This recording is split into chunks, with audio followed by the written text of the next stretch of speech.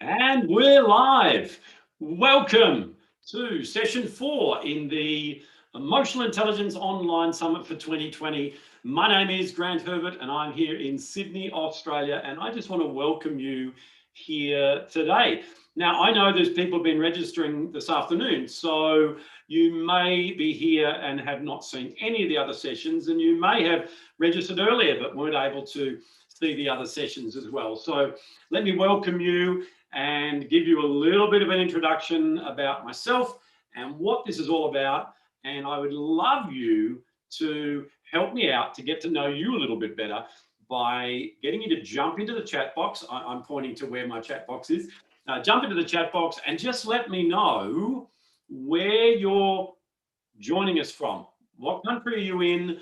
And what time is it there? You know, the level of commitment's been phenomenal. There's been people up at 3 a.m., 2 a.m., and later, in the night, and getting started early morning. So I'd really love to see that in the chat box, and hopefully the chat box is going to work well for you. We had a little bit of a challenge with people not being able to, chat even though they were logged in, all that sort of stuff. But we will make it work. So. We have, welcome back, Cape Town, South Africa, and it's 8 a.m. Beautiful place. I went to Johannesburg a number of years ago. I haven't been to Cape Town, and I'm really, really looking forward to it. I was going there this year, and then something happened. I don't know, something happened, and I didn't get to go.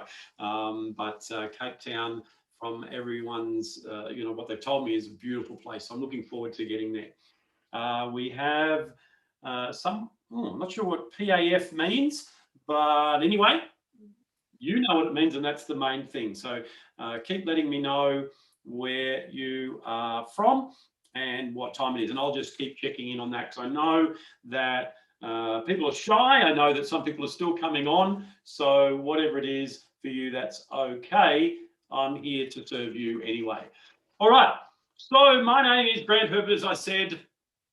I am currently the Emotional Intelligence Speaker and Trainer of the Year, and I have been working in the area of coaching and training and developing people for many, many years of my life. I'm 58, my hair's gone grey, but my heart's still young, and I have a background in military and in corporate, and for the last 12 years, I've been the founding and now managing partner of People Builders, which is an organization of coaches and trainers and facilitators all around the world. Now, that started with me. That was me 12 years ago. I had this name in my heart.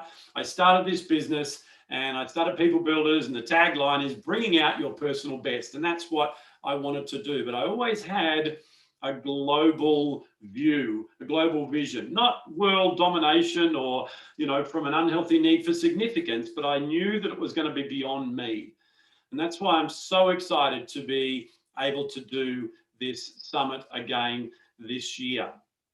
Hey, but at the end of the day, I'm an ordinary guy with an outstanding wife, five amazing kids, 3 exceptional grandchildren, who is just an ordinary guy who puts his pants on one leg at a time most mornings, just like you.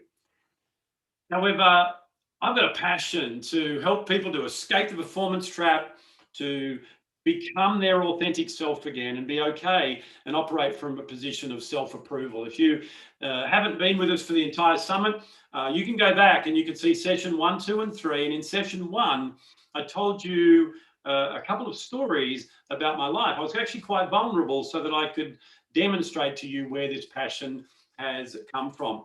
I've gone from getting an interest in emotional intelligence back about 9 years ago now, to now being trained up and then certified and trained as a global master trainer for the Institute for Social and Emotional Intelligence in Denver, Colorado. On day one, that was yesterday, session 1 yesterday, I was blessed to have Dr. Laura Belston as well, who was there. And she was my mentor, still is. She was the one that trained me up as a master trainer. So since then, I've been able to travel physically and run emotional intelligence and leadership programs in 25 countries, many more online. And it's been a journey. and it's one where I'm continually learning. I tell people all the time, I'm an emotional intelligence expert in terms of subject matter. I'm a work in progress in its implementation, just like everybody else. So whether you're here today as a coach, a trainer, someone in HR, learning and development, you're a business leader, or you're just someone like me who just wants to find out more about these things called emotional intelligence, positive psychology, applied neuroscience, then you're in the right place right now. I now also certify and develop and mentor other coaches and trainers and human resources professionals all around the world. So it's been quite a journey. That's enough about me. Let me just go back to the chat box here. Excuse me. People saying hello. Kolkata in India, 11:30 a.m. Chennai, that would be 11:30 as well. One of our speakers today is from Chennai, one of my team. Denise says, please put your pants on every day, Grant. Hey, you know, I've actually got pants on today, but shorts are fine. You know, the newsreader look, you don't need to know what's going on down here. It's nice and comfortable. Hello from Melbourne. All right, so keep letting me know where you're from as you come through. So we've had an amazing time, as I said, over the last 2 days. It seems like forever, but we had, you know, a session yesterday morning, Sydney time, a session the same time as this last night, and a session again this morning, and now we're in session 4, and you are here. So this morning, if you weren't there, what an amazing way to start my day. So at 8 o'clock my time this morning, we started session 3, and we had the amazing Robert Mack from the US in the house, celebrity coach, just a great guy, trained and certified in positive psychology, and just loved helping people to get an understanding of what happiness really is. And he really empowered us. He was very vulnerable. He told his story about you know, where he got to in his life. So I really encourage you to go back and to watch that. We then had our resident neuroscientist, Dr. Sarah Mackay. She is as part of our faculty in the Emotional Intelligence Institute, People Builders Institute, and she helps us to stay on track with the truth around neuroscience. And she talked about the seductive allure of neuroscience, and she helped us to dispel some myths and to get some clarity and to teach us a model that is a very simple model that we can use to apply neuroscience in its purest form, in its basic form, to situations. And that model was talking about coming from, you know, the bottom up, top down, outside in. So make sure you have a look at that. And yeah, we're blessed to have Sarah as the person who trains and develops all our coaches and trainers in the area of neuroscience. And then we had just a brilliant time with Deborah Thurley from Singapore, originally from the UK, now living in Singapore, and once again helping us with positive psychology and mindfulness. And she helped us to be able to understand and practice the power of reset.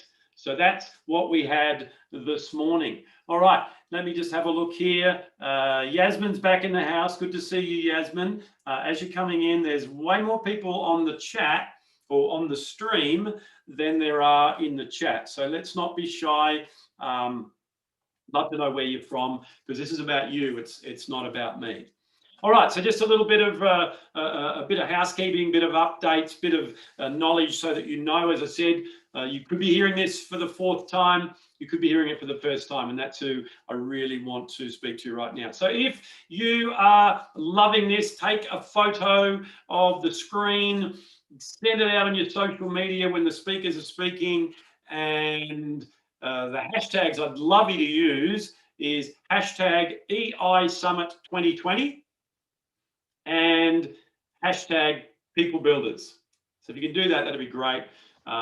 We're streaming this out on our new YouTube channel that we set up just so that we can do this, and where I'm going to be going with that from this, not just to have the replays and to do this streaming, we're going to continue to get speakers, and I'm going to interview people, and I'm going to bring some stuff myself and keep that as a regular resource base for those who are interested in emotional intelligence, positive psychology, and neuroscience. So make sure that if you haven't already, you hit that subscribe button and hit that bell. And apparently that lets you know, I get them in my phone all the time, lets you know when new content's gone up. And also that's where you'll get the replays. So I'm going to leave the replays for this up in the live streams for about a week, and make sure that those who didn't get to make those sessions, because some people are asleep when some of them are on, which is a good thing, they're exercising self-care.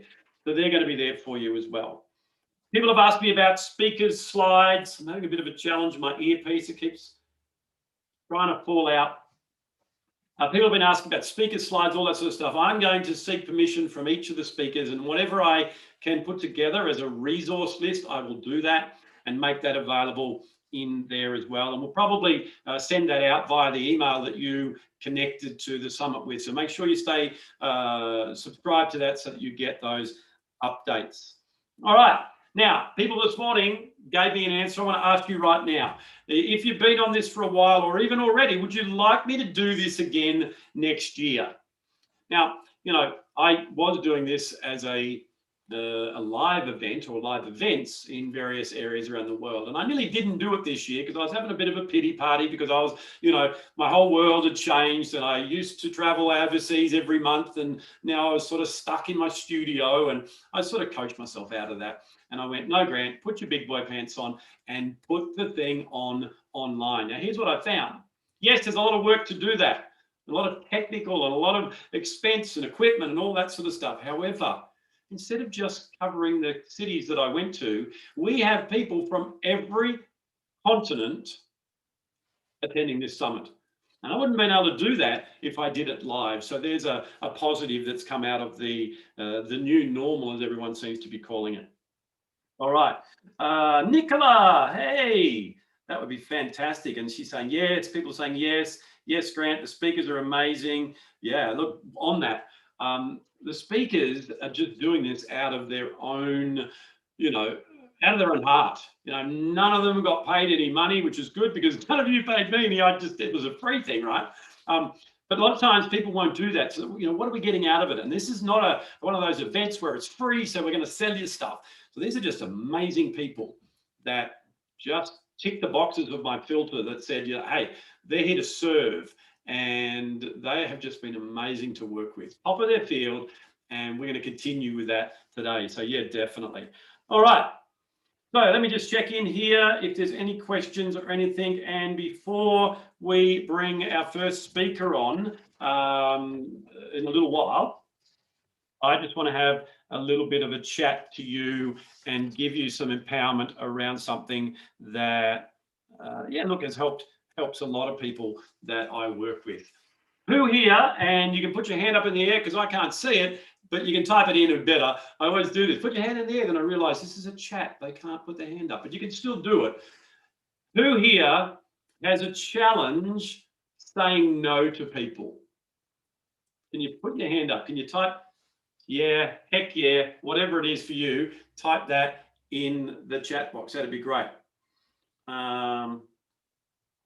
Just while you're doing that, Yasmin says, I think this version is way more accessible for people. Yes, we don't get to meet each other during the breaks and network together, but that is the only gap. Yeah, look, and that's a great point. So there'll be many other opportunities, and that's why I want people to subscribe if you're interested in this stuff. There'll be many more opportunities to come together. Now, Yasmin, you're in our alumni, so you know we have twice a month to help the time zones. We have our get-togethers in the People Builders Institute, where we now go into Zoom rooms and we network and we do some coaching and all that sort of stuff. So we've got that. I'm going to do that as well. I'm going to run each month a webinar where people can come on. And we can do more than just have speakers speaking. So that's fantastic. All righty. Yeah, people saying, yes, that's me, etc. Let me tell you, Grant tricked you. It was a trick question. You see, no one has a problem saying no. And here's why. Because every time you say yes to somebody out of obligation, or every time you say yes to something at the detriment of your own priorities or your own self-care, every time you say yes, you're saying no to something else. But none of us have a problem saying no. We say it to ourselves all the time. What we do have is a priority problem. So let me encourage you as we go into the rest of this summit and we, land this in session 4. I really would like you to get this one thing, and that is that you deserve self-care. Self-care does not mean selfish. The world tells you that if you're looking after yourself and self-care, whatever, no, what are you doing? Well, let me tell you, if you're not looking after yourself, you're not going to be able to look after too many other people. So exercise self-care. Put yourself first. Get your priorities in place, your true priorities. I'm going to tell you right now, my young son is at the doctor's right now. And if he comes back with a report or something that needs to be done beyond that and knocks on my door or someone sends me a text message, I'm out of here. I'll hand it to someone else. We'll work it out because that's my priority. And that's where we want to be, right? Because I know that that's the best way that I can serve is to say yes and no appropriately. So here's what I want you to do. I want you to think about the last time, and for some of you it might have been today, the last time that you said yes to someone, and there's a moment you said yes, as it was coming out of your mouth, you're thinking, no, give it back, I don't want to say. Or you say, yes, yes, and then as soon as they walk away, you think, oh no, now I've got to do that, right? I want you to think of that. And I want you to think of saying yes to that. What did you say no to? And I do this exercise with my clients where it's a very simple yet powerful exercise where it says, by saying yes to, insert whatever it is, I'm saying no to, and we insert that. So for example, by saying yes to feeling, obligated to stay online when my son comes home if there's a problem, I'm saying no to taking care of one of my kids. Now we do this not in a way to beat ourselves up. This is not just to give you more evidence of, oh, yes, you're terrible. You're a horrible person. No, this is done from the logical brain so that we can go, yeah. And then we can flip it the other way. By saying no to working back late every night of the week, I'm saying yes to quality, fun times with my family, whatever it is for you. All right, so if you game, I'd love you to type out in the chat box. By saying yes to, I'm saying no to. Right? Who's going to be game enough to do that? Yasmin, just flick me an email and to support@peoplebuilders.com.au, and the team will definitely hook you up and let you know exactly where they are and why you're not getting those emails. So that'd be great. I am a whip. Not sure what that means, but anyway. All right. By saying yes to, I'm saying no to. Let's do this little exercise right now.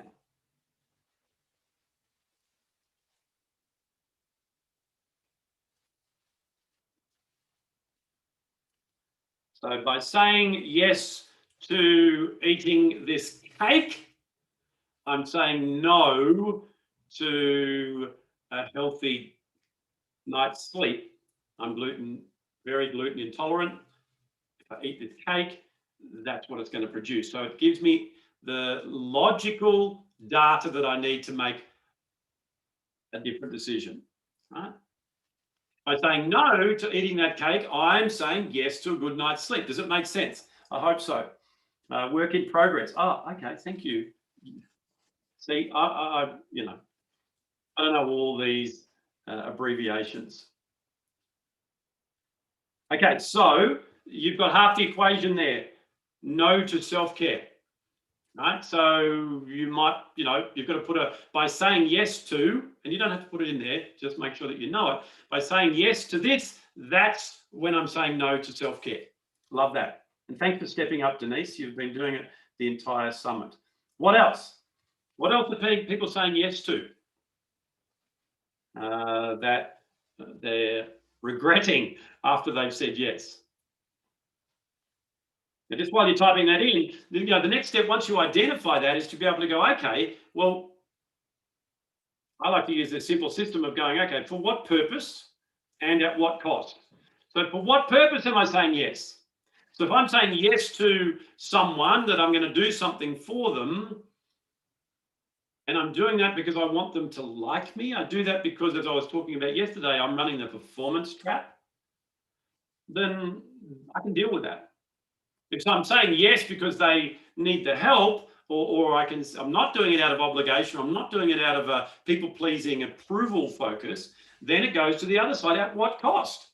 Okay, so if I say yes to that, even though, it's something that I could very much be involved in and it's not coming out of the wrong place, I'm saying no to, and if that priority that I'm saying no to is something that is, around my health, my family, or whatever, then I can make a better decision. So the cost can be weighed up against what purpose. All right. By saying yes to a sleep in, I'm saying no to the gym. Yeah, I love that. I love that. Now, what we can do is take that to the next level and go, by saying no to the gym, I'm saying yes to. So we can flip that now. All right? And whatever that is for you. And then we can flip it and go, by saying yes to the gym, and give us the result we want. So it's a very simple yet powerful way of auditing our yeses and our nos. All right. By saying yes to helping a friend, I'm saying no to some mother-daughter time. And how precious is mother-daughter time? Fantastic. Love this. All right, so that's just a little thing that I wanted to, I wanted to share with you to kick things off tonight, or tonight for me. It's morning for a lot of you, or many other different times in the night. It's amazing. I love time zones. And then what they do is they then have this daylight saving. So one of the things that I am doing next year is I'm putting it on probably a month earlier. We're just setting that up now, because that will be before all the time zone changes, which has sort of been like, not just here in Australia, we have one state that doesn't change, but then there's many other countries over October that on each weekend they've been changing, and within places like America they go from daylight time to non-daylight. It's been fun. So it's probably going to be September. By saying no to social events when we had them, I'm saying yes to self-care. Yeah, look, now I know you know this because you're a smart lady. If we could look at that, and by saying yes to social events, I'm saying yes to self-care in some senses. It's just whether or not we're saying no to self-care all the time, because social events are part of our self-care, and I know you know that. When we had them, and you just got them back, I think, didn't you? Hopefully people don't ruin that for you by doing silly things, but I can totally understand what you're saying. Let me just make sure I haven't missed any here.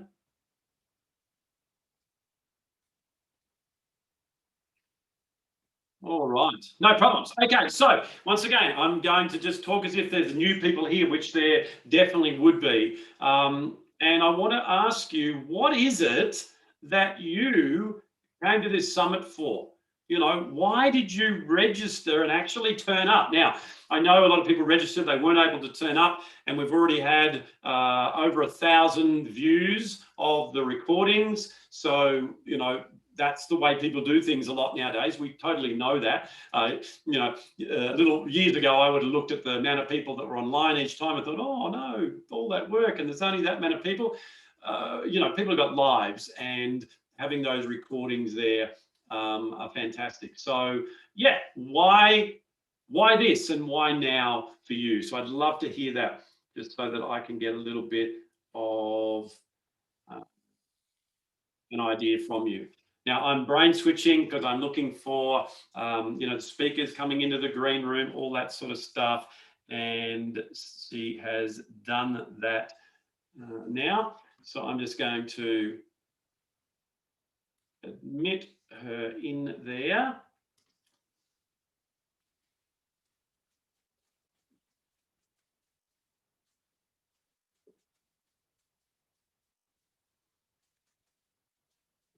Okay.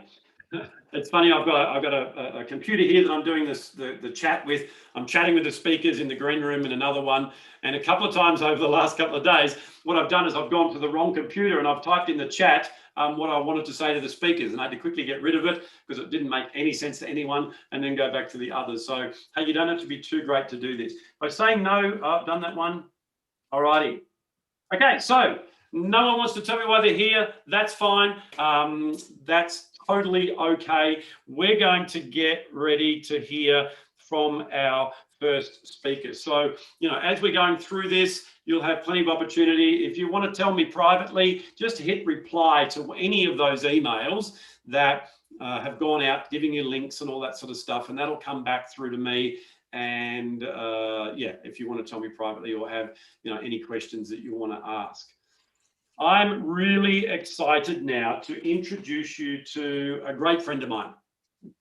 I first met this lady in India, and I really miss India. I'm normally in India at least twice, most times 3 times a year over the last 5 years, and I'm really missing it. Yeah, anyway, so it's fine. Get off it, Grant, move on.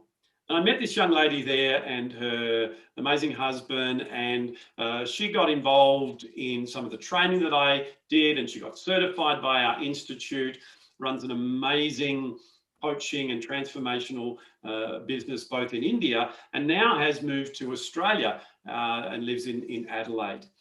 And when they came into the country, I jumped on a plane, went down and spent some time with them. Just beautiful people willing to serve. So Sandra Colhando is an award-winning international facilitator and leadership coach. She specializes in working with organizations in embracing daring leadership, acknowledging courage through vulnerability as a way to create strong collaborative units, changing mindsets, and building gender equality through women empowerment, diversity, and culture change initiatives.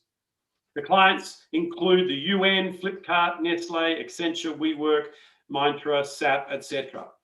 Sandra's got over 10,000 hours of group work facilitation as one of the first few professional certified coaches by the International Coach Federation in India. Sandra has been invited to speak at multiple conferences and TEDx events on changing mindsets, unleashing the power of fear, self-care, and finding purpose. Sandra has authored ebooks, My Power, which is about unleashing the successful woman within us, and Mindflex, which is realizing our mind traps and how to create a powerful mindset. And that's what she's going to talk to us about today. She has authored many articles and blogs. Some of them are published in magazines like People Matters, Silicon India, and the International Coach Federation global website. And as I said, Sandra now lives in Adelaide with her amazing husband, Gatik, and their 2 daughters. Please help me welcome to the stage, just as I give her access to do something when she gets here, with a big round of applause, the amazing Sandra Colhando. Hey, Sandra, come on in. Are you there? Yes, I'm there. Can you see me and hear me?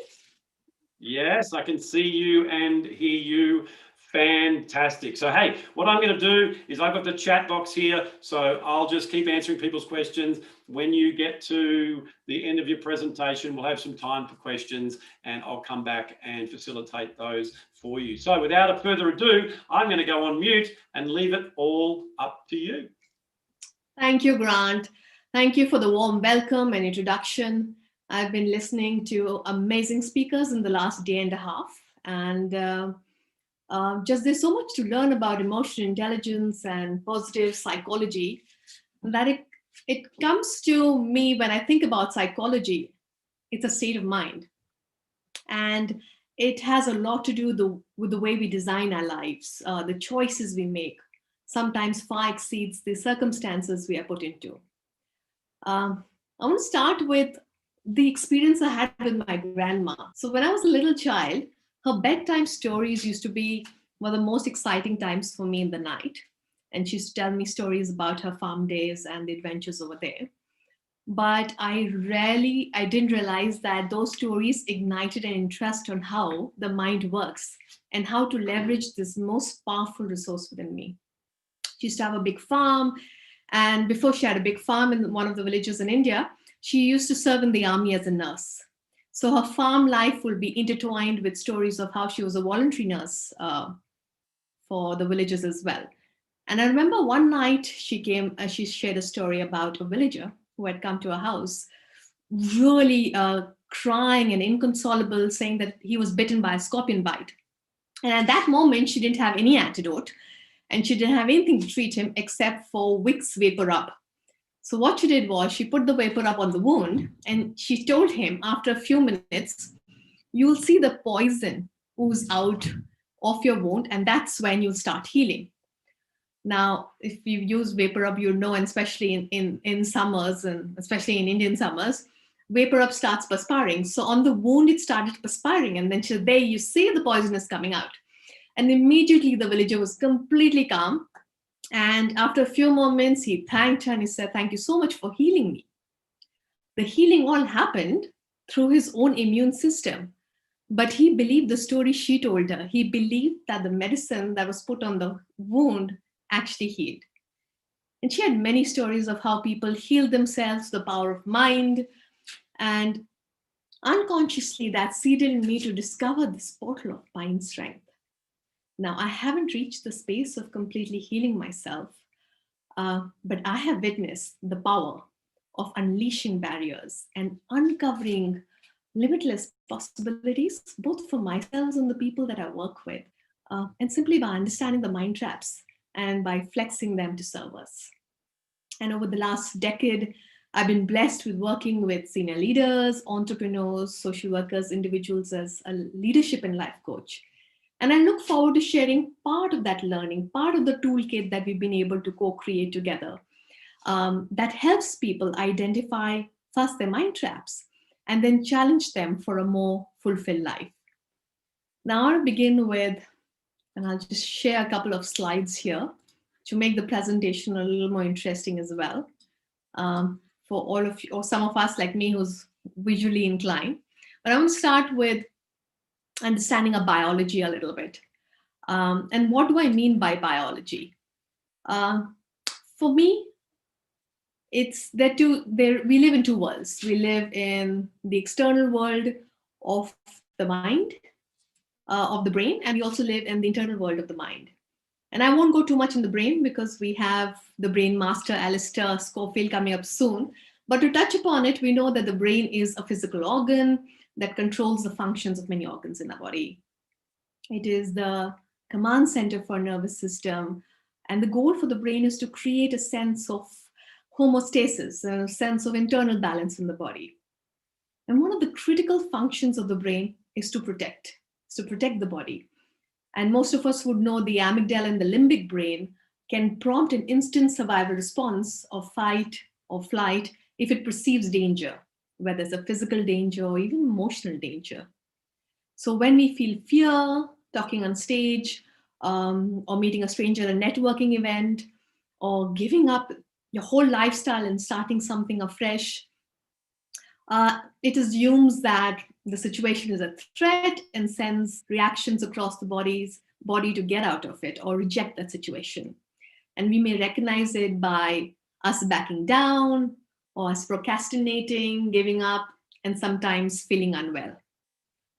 Our mind, on the other hand, is a part of the invisible, transcendental world of thought and feeling and belief and imagination. According to Daniel Siegel in his book, Mindsight, he says the mind involves a flow of energy and information. Energy is the capacity to carry out an action, or even thinking a thought takes energy, sometimes more energy than actually action. And we feel, for example, we feel radiant energy when we help someone, or we're sitting in the sun, or we feel neural energy when we're reading, or we're learning, or we're listening to somebody we like. And information in this case, in this context, is the meaning we make out of the information. Even the idea of a stone can have a meaning, and that meaning is created by a mind, not necessarily by the stone itself. In fact, in certain cultures, a stone is worshipped because there is a meaning behind that stone. So the mind search of meaning has led to innovations and inventions and growth like never experienced by any species before. And that search of meaning takes us consciously to the path of risk, threat, uncertainty, things the brain is designed to avoid. And this coexistence of the brain and the mind, and a need to be safe and yet evolve, often leads us to mind traps. And based on the work I've done and experience working with people and study on the subject, I wanted to share 3 of the 6 mind traps that I've come to know. The first mind trap is harmony. The second, perfection. And third, future telling. So I'm going to be sharing these 3 mind traps and also ways to overcome these mind traps. So let's start with the harmony trap. As humans, we are drawn to agreement as a sense of connection and as a force of survival. Our capacity to collaborate makes up for our deficiencies. We are wired for connection. Matthew Leberman's research, and he's a professor in UCLA, and he's written a very interesting book called Social. His research shows that our brains make us sensitive to social interactions. He found that social pain, like exclusion or rejection, is experienced in the brain in the same way as physical pain. Therefore, disagreements at work or with family members are difficult to handle well. Our aversion to social pain could push us towards artificial harmony.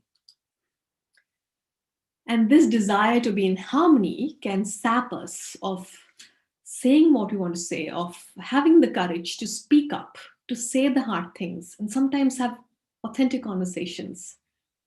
Think of a time when you've had to maintain a relationship with people you have conflict. It could be a family member, it could be a colleague, where it took a lot of stress just to maintain a harmonious relationship. And at the end of the day, it just drained a lot of energy and you didn't feel good about it. And what's worse is the relationship didn't improve. In fact, became worse. When I do this work with UN staff, and many of them are living in crisis situations, in the middle of wars and emergencies, managing stress far more than we've experienced in a lifetime, even they struggle surfacing conflicts or saying things that they mean, or speaking up. And sometimes they feel not speaking up maintains a relationship. But guess what? The disagreements are still there even when we don't talk about it. It leaks out in small ways like non-compliance, ignoring, being mentally absent, at work, gossiping, and it definitely leads to toxic relationships or impacts psychological safe spaces, whether it's family or whether it's work. The cost of staying in a harmony trap is very high. It builds distrust. You don't trust what the other person is saying. It drives inefficiencies because I'm not saying what I mean, and that kind of lengthens the whole process. And then it creates a lot of stress just to be seen in harmony. We can disagree with one another and yet expand our possibilities. Sometimes it's not about destroying relationships, but deepening it. And I remember yesterday in the morning, I was attending our first speaker, Dr. Laura Benson, and she had mentioned that the first step to emotional intelligence is self-awareness of our emotions. And it's the same here also in identifying our mind traps. How do I identify that I'm operating in this particular mind trap? So some of the emotions that lead us or guide us that I'm in harmony trap is when I'm feeling insecure about a relationship, or I fear a sense of rejection or exclusion in this group, or I may feel humiliated if I were to speak up, or may impact my colleague or relationship or what they may think of me. These emotions actually lead you to bring awareness that you're operating from a trap. Whenever I'm operating this trap, I tell myself, so that I kind of created a mantra for each of these traps, because no matter how much work you do in this area, you do still fall in these traps. These traps never go. But what's good is you identify, you catch it, and then you move it faster. So one of the mantras that I use for this trap is, okay, it's going to be a difficult conversation, but let me look at how can this conflict deepen my relationship? And how can we get it to a better space than maybe are right now? So on that note, we're talking about better spaces. Let's move on to the next trap, which is perfection. Now, in my workshops, I usually do a poll. I have the list of all the mind traps. And I say, okay, what's the mind trap that's most common for you, or your pet mind trap, or you resonate with most? And guess what comes as the number one trap for most of us? It's a perfection trap. It's a trap where everything I must do must be perfect, else I'm not good enough. And I fear failure, I fear rejection, and therefore I don't do anything. So it's an all or nothing trap. Everything seems to be black and white. An example might be, I got fired, I'm rubbish at everything. In other words, if situations doesn't go exactly to plan, you immediately feel that you're a failure. And the problem is, life isn't black or white. Nothing in life is perfect. Even though you can get the job done, doesn't mean I'm a failure. There are better things to come. One of the biggest costs to perfection trap is missing life-changing opportunities. And I know that because for many years I was operating under perception trap. This was my biggest trap initially. Around 20 years ago, I got an opportunity in internal job posting in my first organization in GE, which was a trainer's IJP. And I'd applied for it. My manager called me saying that, it's really good. And I think you'll be one of the best candidates to apply and most likely you'll get through. And then I realized to get through the internal job posting, I had to go and present in front of another trainer. And that's when I chickened out. I said, oh my God, I'm not going to be perfect. And that trainer is so much better. He is a trainer already. And all my flaws will come out. I'm going to make mistakes and won't make any sense. So what I did was I went to HR and I took my internal job posting and I tore it up. And I just fell deep into the perfection trap and lost a beautiful opportunity. And that opportunity came to me again 13 years later. And that too through a lot of hard work. This one landed in my lap, but the second opportunity through a lot of hard work, I went through a couple of years of self-awareness situations, spiritual shopping, figuring out what my life purpose was, what will bring me joy. And then finally, guess what? I landed up what was given to me 13 years ago, and I rejected it. And do a lot of work in training and coaching people. And that's when I realized that sometimes traps can cost you a lot. 13 years for me. And I bet each one of us in some point of time said this to ourselves, that I'm not completely ready. And let's try next time. I've heard myself say that so many times. And that's when I realize I'm getting into a perfect trap. We wait for the perfect opportunity, perfect time, and there is no such thing. There's no such thing as a perfect opportunity, a perfect time. It only comes in future when you look in the past. In the past, then you figure, that was a perfect opportunity. You miss that in the present. And the emotions that guide us and help us to figure out we're in this trap is when there's a sense of anxiety and nervousness, something new I'm trying, or irritability because I'm not getting it my way. Or there is a fear of failure, or there's a sense of humiliation if I try something. There could be an impact to my reputation. So these are emotions and sense of beings that could help us identify which trap we're sitting in, a perfection trap right now. My biggest mantra for this trap is strive for progress, not perfection. Keep telling myself, strive for progress, not perfection. It's progress over perfection all the time. Now I'm going to move to the last trap, the third trap, which is a future telling trap. And we really realize that we get into this trap. And I know there's been a lot of talk about positive psychology and how critical that is. Yet, when we think about the thoughts we have in our mind, especially about the future, we spend a lot of time in a state of visualizing negative outcomes. So it's a mind trap that says, I know how things will turn out, and therefore I'm not going to try, or I'm scared of trying. So are you predicting how things will turn out before they actually happen? Are we predicting situations with only negative outcomes? And as I studied this in more detail, I realized that there is a little component of brain over there where it's trying to protect us. So you don't want to try something new because we don't know what the experience would be like. So let's try something that we already know, which is safe.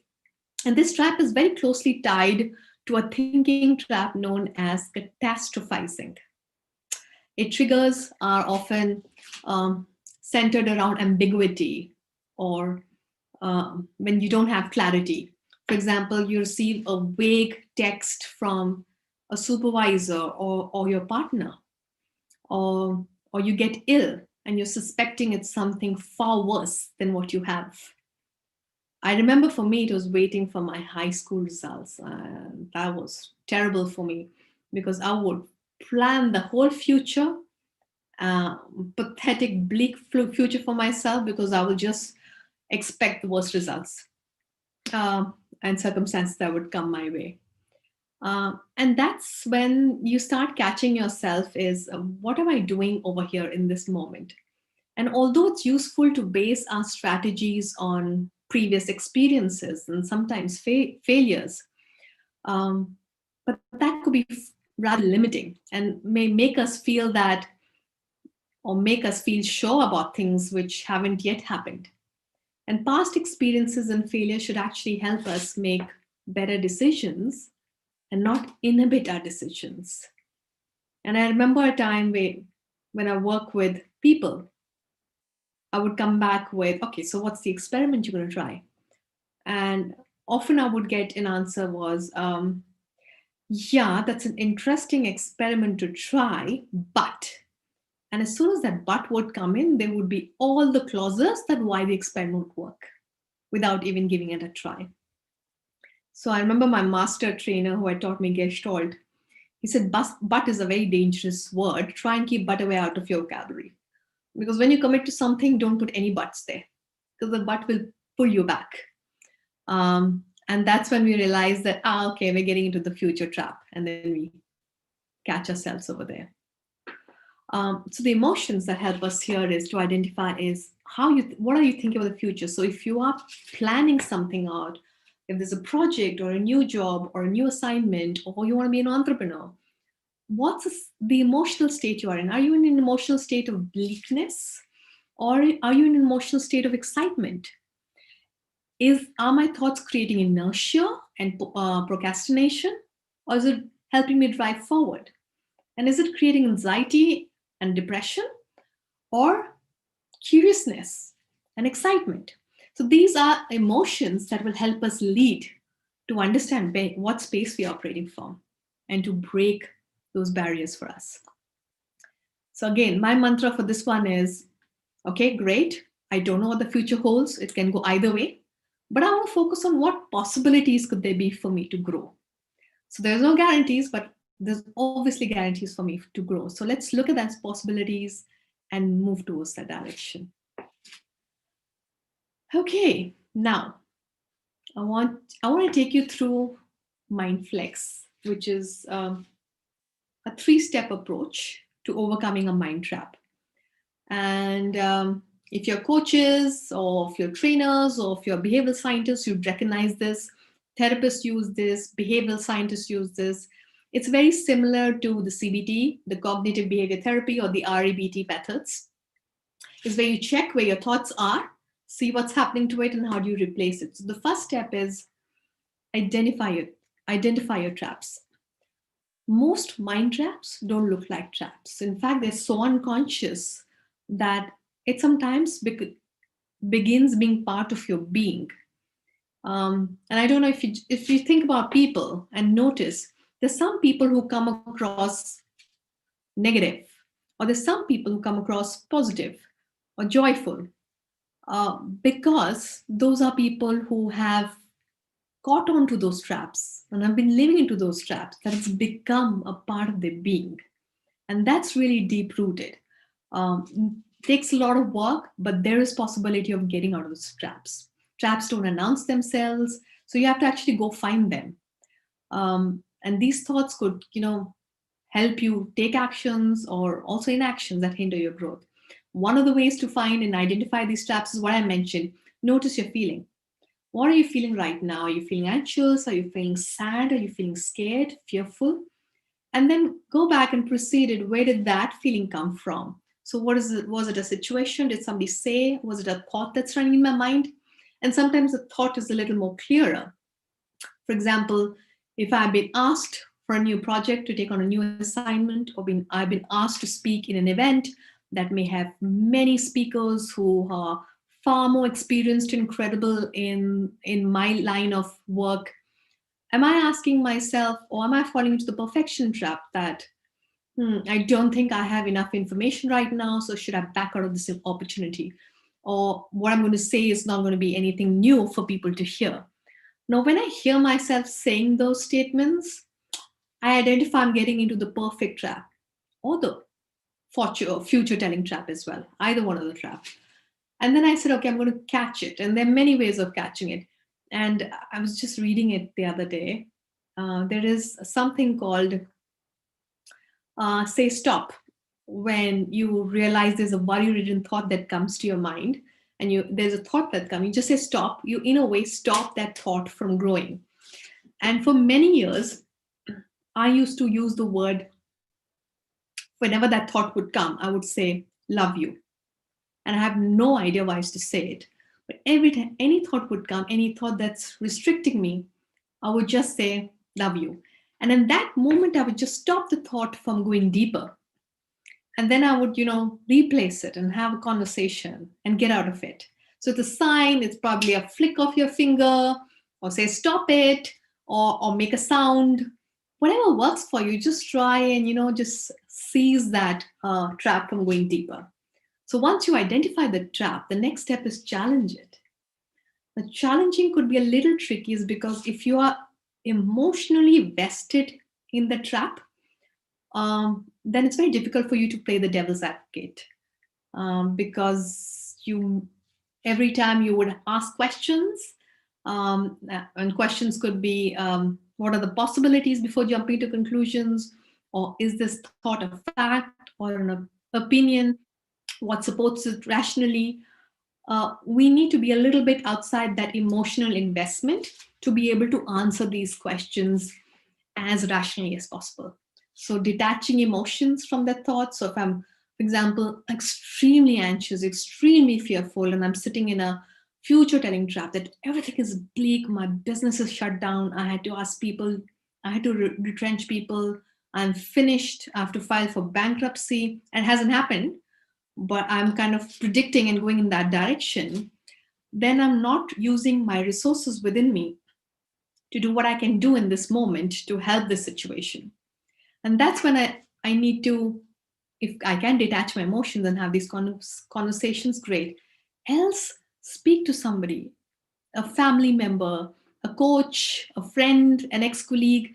Sometimes just voicing it out, saying, I have this thoughts coming in my mind. I want to rationalize it, whether it's actually in my head or whether it's actually true. I want you to just hear me out. And sometimes just your own voice gives you clarity. You don't need to have the other person give you any answers. And that clarity, you'll get answers to the third bit, which is replace that mind trap, replace that thought. And I usually say replace it with art.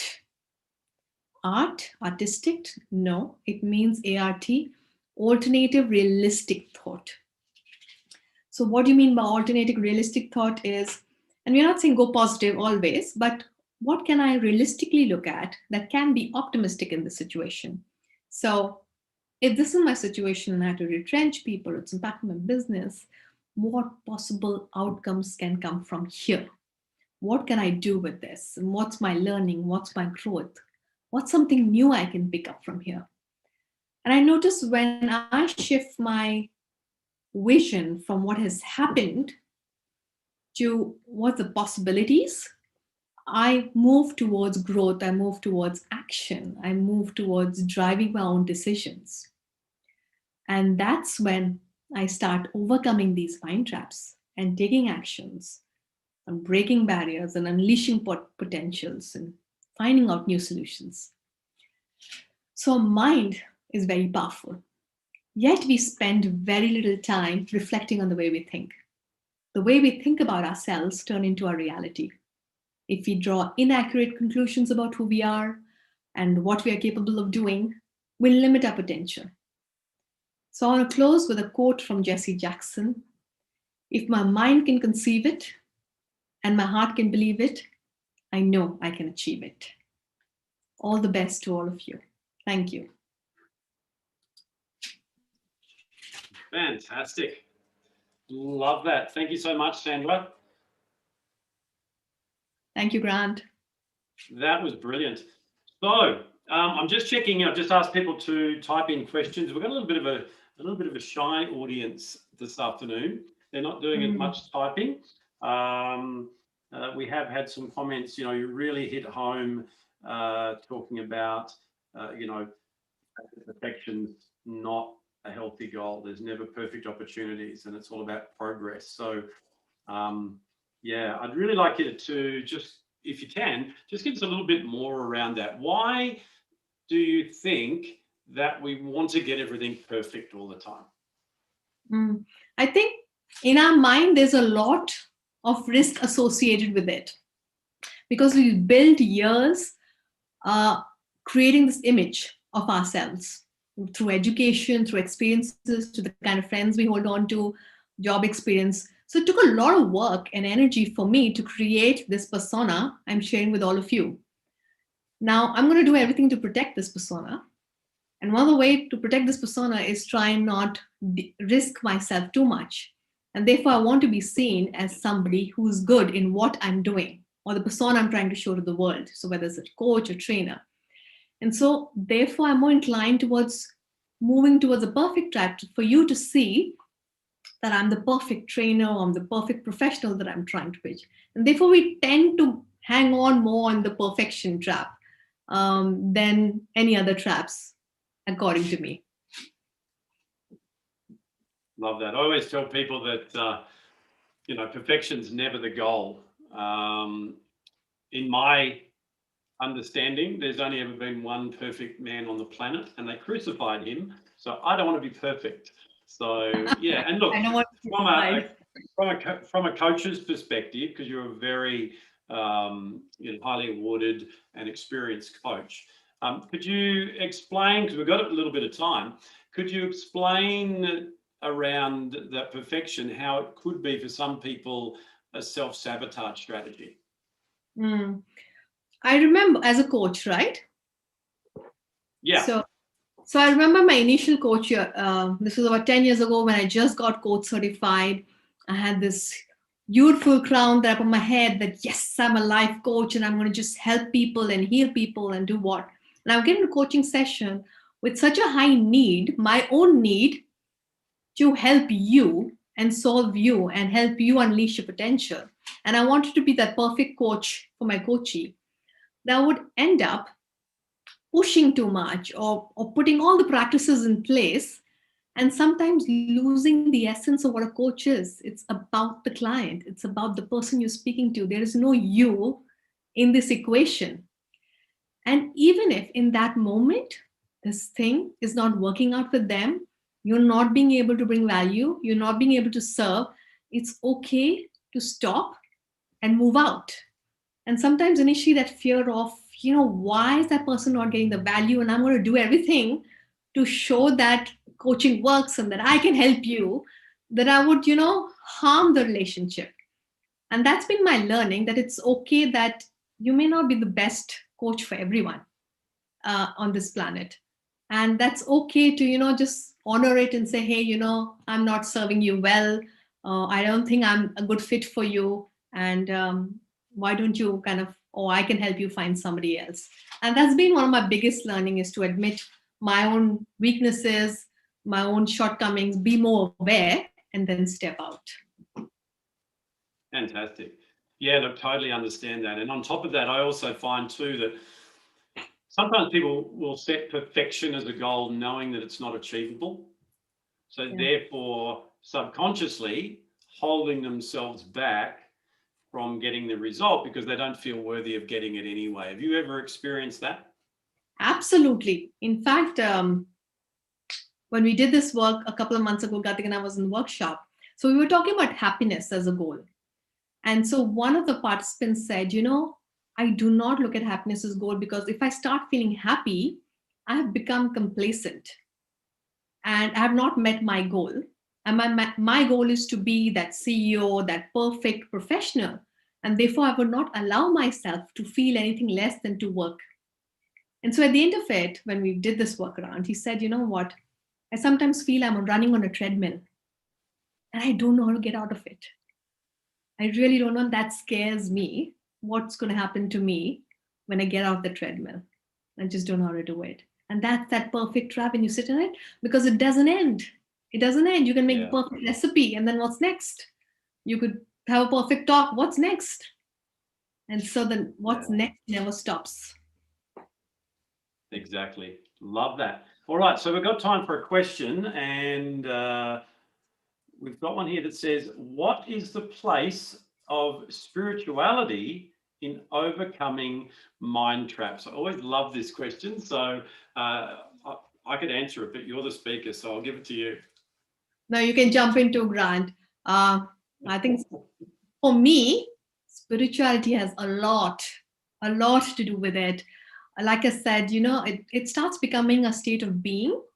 And it's just not a trap. We identify I'm a trap, but it's a state of being. And the more we are aware of ourselves, what is spirituality? For me, spirituality is not necessarily religious. It's about me being aware of who I am in all its perfect imperfections, and being okay and loving myself for all of that. And the more you love yourself, you will love your traps.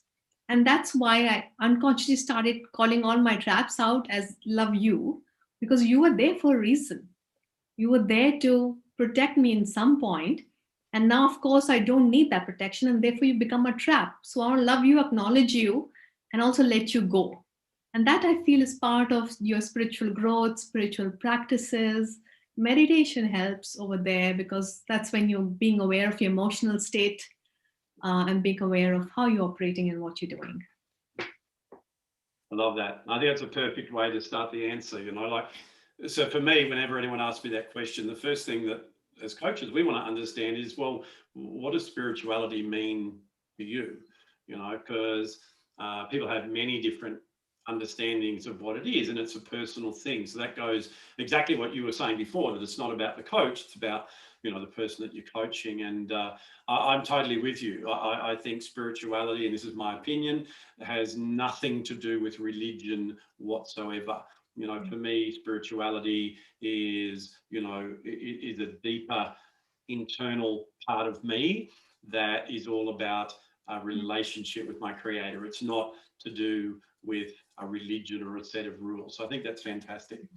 Okay, Sandra, look, hey, we want to just say thank you so much from the bottom of our heart for you coming and sharing your wisdom and your knowledge with us. People are saying, yes, sometimes we feel that everyone is far above us and leaving us behind in the dust. People are saying, this is great. What seems perfect today looks imperfect tomorrow. Great insight. I can truly relate to this. So it makes so much sense. Thank you, Sandra, for the clarity. And Prey said, you may not be the best coach for everyone. Thanks for this. Yeah, I love that point. And I'm certainly not, and that's why we have so many coaches in the world. So I think that's fantastic. So thank you once again Sandra, and I really look forward to continuing to do more things like this. I'd love to get you on an interview on one of our future People Builders YouTube channel interviews, and we can talk a little bit more about the other 3 mind traps if you wanted to do that. Sure, sure. Thank you, everyone, all of you listening and seeing. Unfortunately, I can't see you, but lots of love and hugs to all of you. Thank you, Grant. Fantastic. Okay. All right, team, we're going to take a quick 5-minute comfort break. Stay on the stream and come right back because we've got an amazing session coming up.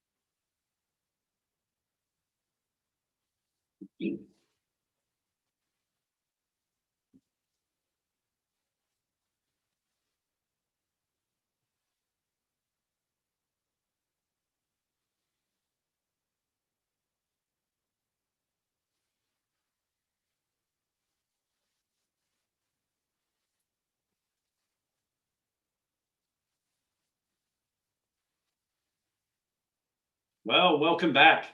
So I hope you had a stretch, hope you went to the bathroom, got a drink, whatever you needed to do. This next session is something I've been looking forward to for weeks. It's a conversation with two of my amazing trainers and coaches who represent people builders in South Asia. Now, having said that, both these ladies have so much experience and expertise and profile on their own. They just happen to be a part of our team. Let me just introduce you to them one at a time and then I'll bring them in. So Rushdina Khan is an award-winning emotional intelligence trainer and coach from Bangladesh. She works on reinforcing and refurbishing the knowledge, skills, competencies and habits of people in the workplace, which helps organizations to succeed in their professional endeavors. She has a master's in human resource management and development from Middlesex University. We've also got Dr. Sandhya Rani C. She's an international trainer, assessment expert, and executive coach. She trains managers in social and emotional intelligence, leadership development, and stress management in organizations across several industries and non-profit institutions. She holds an MBA in human resources management and a Ph.D. in emotional intelligence. As I said, both these ladies are well established in their own practices, and I'm humbled that they're a part of our global team. They are both graduates of our social and emotional intelligence certification program. Please help me welcome them to the stage as we discuss together how we can reduce stress through emotional intelligence. So welcome, Sandhya, welcome, Rushdina. Come on in.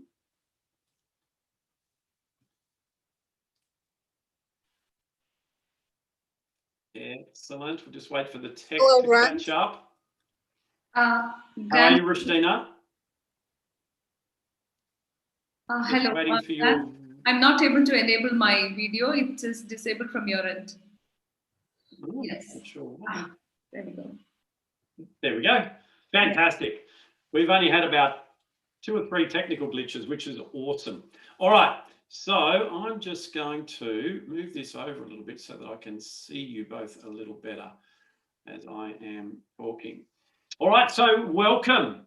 We're going to have a great conversation. We've got some questions here that we have prepared. And then what I'm going to do is as I told both of you, I want this to be more about you than me.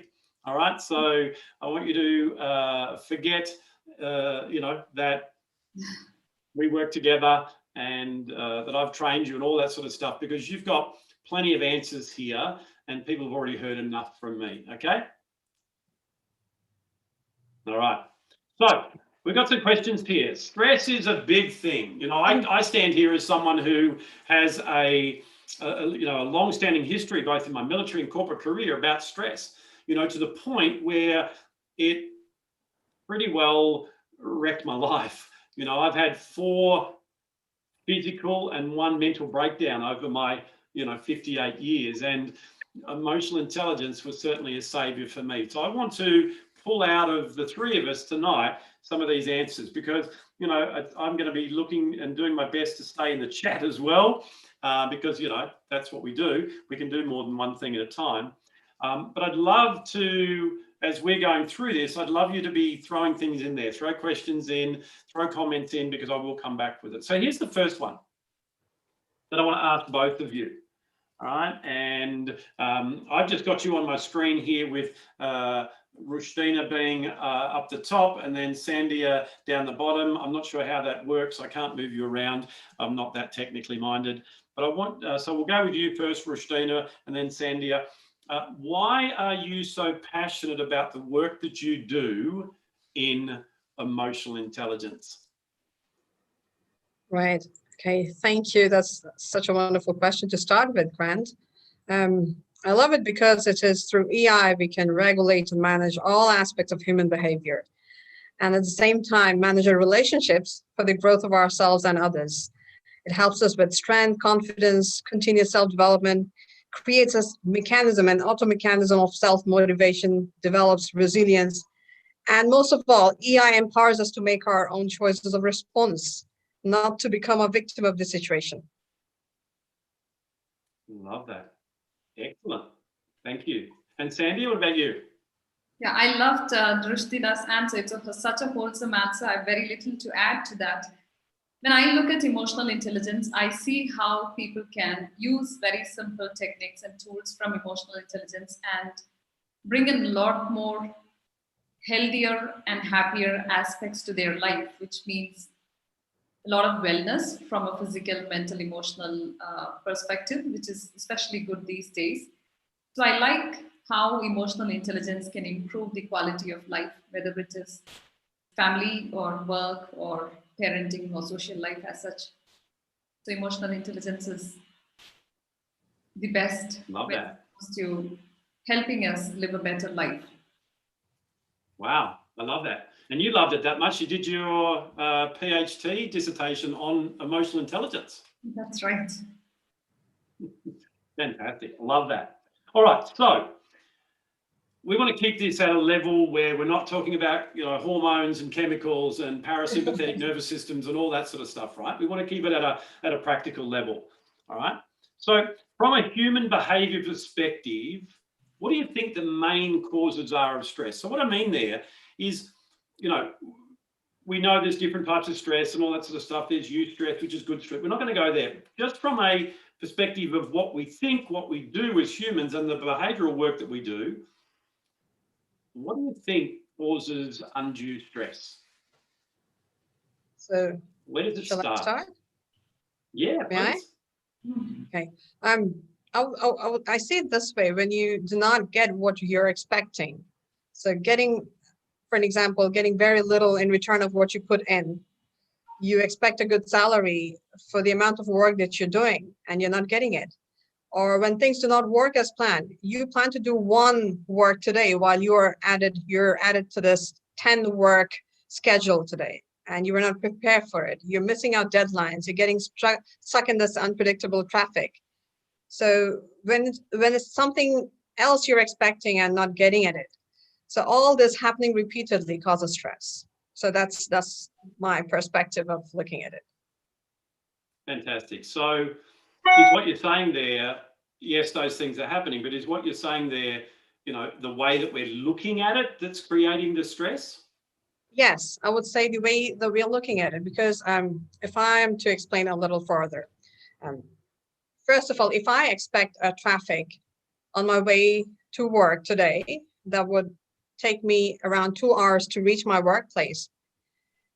So that's much easier for me to accept it when I spend around 1.5 hours on the way.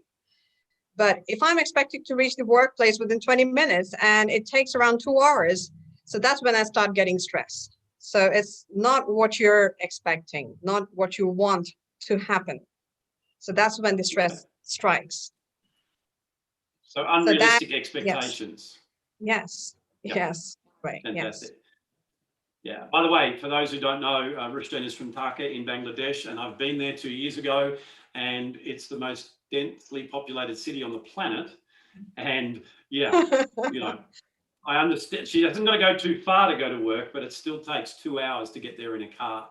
And for someone who reacts badly as a driver in traffic, so it's one of my triggers, I wouldn't do it. So for me, my commute to work right now is about 14 seconds from my kitchen to my studio. So I've got no excuse for any stress. So yeah, so it's not just what happens, it's how we look at it and the expectations. I love that. So what would you add to that, Sandhya?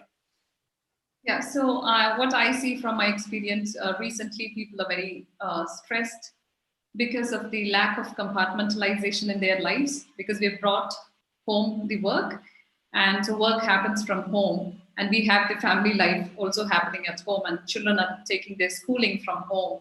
And so Earlier, when people had everything perfectly compartmentalized, I would say that however little your commute was or large your commute was, people were able to disengage from family life during that commute and get prepared for the work in the office. But now there is no such space for transition, and everything has come home.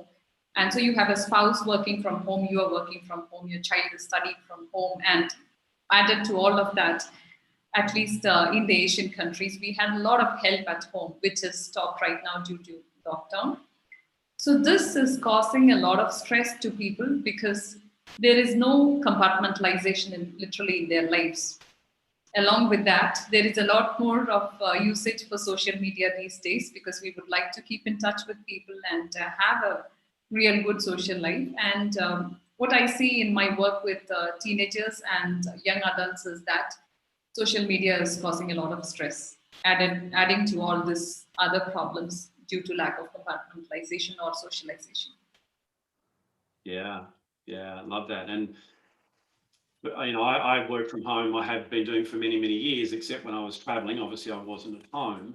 So I can totally understand that. I remember one thing that really helped me that I do that might just help, it just came to me as you were saying it, is to make sure that you've got a place set up, if you can, that is for work. And one of the things I used to do is I put a different lock on my office door to what was on the rest of the house. So when I was finished at the end of the day, what I would do is lock my office, and I would actually jump in the car and drive down to the post office and collect our mail out of our post box. Now, I could have got someone else to do that for me, but what it did, it allowed me to do that compartmentalization that you were talking about. It allowed me to have a transition from being at work, then coming home again. So definitely can see how that would be stressful for people. So looking at it too from a behavior perspective, yeah, as we've said, it's more about how we think about things, how we see things, and those expectations. And it goes back to what Sandra's talking about when we're running those mind traps as well. If we've got a perfectionist strategy running or a perfectionist mind trap, then that's going to create a lot of stress as well. When I was talking about the performance trap and getting approval from others, all those things create a lot of stress as well. Fantastic. So what we might do, Sandhya, we might let you go first this time, so you get to say, and then Rushdina gets to add to it. So, of the 26 competencies that the three of us, we train and coach in SEI, social and emotional intelligence, what are the ones that you think have the biggest impact on stress, as in being able to manage our stress? So, if you give me your top two. Okay, I'm happy that you said top two because I don't think it is a single competency that can actually help with stress management. But my top take would definitely be emotional self-awareness, followed by emotional self-control. Because in stress management, we need to know, the first thing we need to know is what are our triggers. So if I know what is my trigger, then I know I'm about to get stressed and I can, do my defense mechanism to help me better. So my first take is definitely emotional self-awareness, because from awareness comes an understanding of what are my stresses. And the second, of course, is emotional self-control, because once we know the triggers, we know how to manage or probably at least influence it. So we don't get stressed easily, or we raise our threshold for stress. Love that. Okay, fantastic. So Rushdina, do you want to throw another couple in there that come to mind for you? Yes, I'd love to. Thank you, Sandra. That was really, really nice. I would add to it personal power and resilience, because personal power gives us the awareness of our own power, our confidence level, our strengths to cope up with this stressful situation. So once we are developing self-awareness, we know about the emotions that are leading us towards stress. So that's when we need the personal power to develop our confidence that yes, we can cope with this difficulty. We can cope with these challenges and this difficult situation and move on with it and reach our targets, achieve our goals. And then comes the resilience. It's with the meaning of life, we develop this resilience. We know what we want in life and how important that is. So I want to stay on track. So in order to be on track, I need to put up with the stress and move on. And then we have those tools working on them. I'm sure we're going to be, we are going to be allowed to discuss those tools afterwards. I'm not bringing in the tools now. But yes, my points are personal power and resilience. Yeah, love that. As you both know, I always say that of the 26 competencies, personal power underpins all the others. You know, that ability to Yes. know that you've got everything within you and around you to get ahead in life. You know, it's not about power over others, it's power over yourself and Of building up ourselves. your identity and self-worth. I love that. All right, so for me, because you know, you took my top two, for me, a couple of others, there's two of them that come to mind straight away, and it's personal agility. You know, the ability to be able to zig and zag, to be able to change direction without it being a major, you know, problem. And when we're talking about personal agility, and we're not talking about flexibility from the point of view of being a gymnast, but if I use that as an example, if, you know, we're not open to change, and change is something that even saying the word change sometimes can invoke a state of anxiety for some people. If we're not open to new ideas and we're not able to, you know, shift quickly when we need to, and let me tell you, the world helps us to have that need right now, then it's like having a limb, say my hand here, not being used and becoming rigid because I'm resisting, and it becomes arthritic and it causes pain. That's a big one for me, is to become more personally agile and be able to make shifts. The second one is realistic optimism that just came to me. I actually just let another one go and I thought, no, realistic optimism is another one. So, you know, I always use an image to demonstrate this, that I've found that it's got a picture of a glass that's half full at the bottom and the other one's half full at the top. And, you know, people say, are you a glass half full or a glass half empty person? Yes. And then nowadays, a lot of people say, oh, it doesn't really matter because you can always fill the glass. But it's not, it's about having realistic optimism. It's not about that, you know, optimism that just says, oh, I'm an eternal optimist. Everything's going to be okay. Because let me tell you, there's a lot of stuff going down right now around the world. Right? And there is a level of uncertainty in it. But having a realistic optimism that puts things in perspective and allows you, as you build that competency, to go, okay, what's the worst thing that could happen here? What's the best thing that could happen here? And then reducing that overwhelm that causes that stress by bringing it down to, well, what's one thing that I could do to stop that worst case thing happening, and what's one thing I could do to work towards that best thing happening, and then to go, well, okay, what's likely to happen? So now that we've come out of that state of overwhelm, our brain will allow us to actually think more logically and go, well, okay, this is probably more middle of the road, what's going to happen? And then we're in a state to be able to go, okay, what's one thing, what's my next step that I do to move towards that outcome? So they're the two for me. And then obviously, right, it goes without saying, the competency of stress management itself. So learning strategies to reduce and manage stress. It's not about getting rid of it. It's about being able to manage the stresses that are in our world. So I love that. So between us, we came up with a handful of them. And by the way, you know, I just sent these questions to Sandhya and Rushdina about an hour or so ago. So it's great that we're all coming up with this. All right. So the next one, how can we use social and emotional intelligence to maintain healthy stress levels through this time of uncertainty? And I know we've talked about some of those already. So what I want you to do here, if you can, is just be a little bit more practical, you know, all of us, to go, okay, so for example, you know, you talked about Sandhya working from home, and Rushdina, you talked about, you know, being in traffic and having expectations, for example. So if we pick up on those things, what are some practical things that you, I'm going to change the question, what are some practical things that you do to help you to manage stress? I know, Sandhya, that, you know, that story that you used as a metaphor there is your story. You're working at home, your husband's working at home, you've got the child at school at home, and you've got the baby, right? So tell us, what do you do that you've learnt through your studies and your application of emotional intelligence to help you to navigate that? Yeah, so Grant, just like you've done, we have set up a office at home, and if we have a program, especially something like this, we come in and we close the door, and this is office. No one is allowed to disturb us here, whether it's a baby or the children, for that matter. And one other thing that actually helps me compartmentalize is to make sure that I have some quality me time, which is earlier, if you were in the office, you could disconnect from this family, but now I'm seeing them too much, and I would like to have a little less of them sometimes. So one thing I can actually do is, because of everybody's sleep schedule, is I get up a little early. You would have noticed that.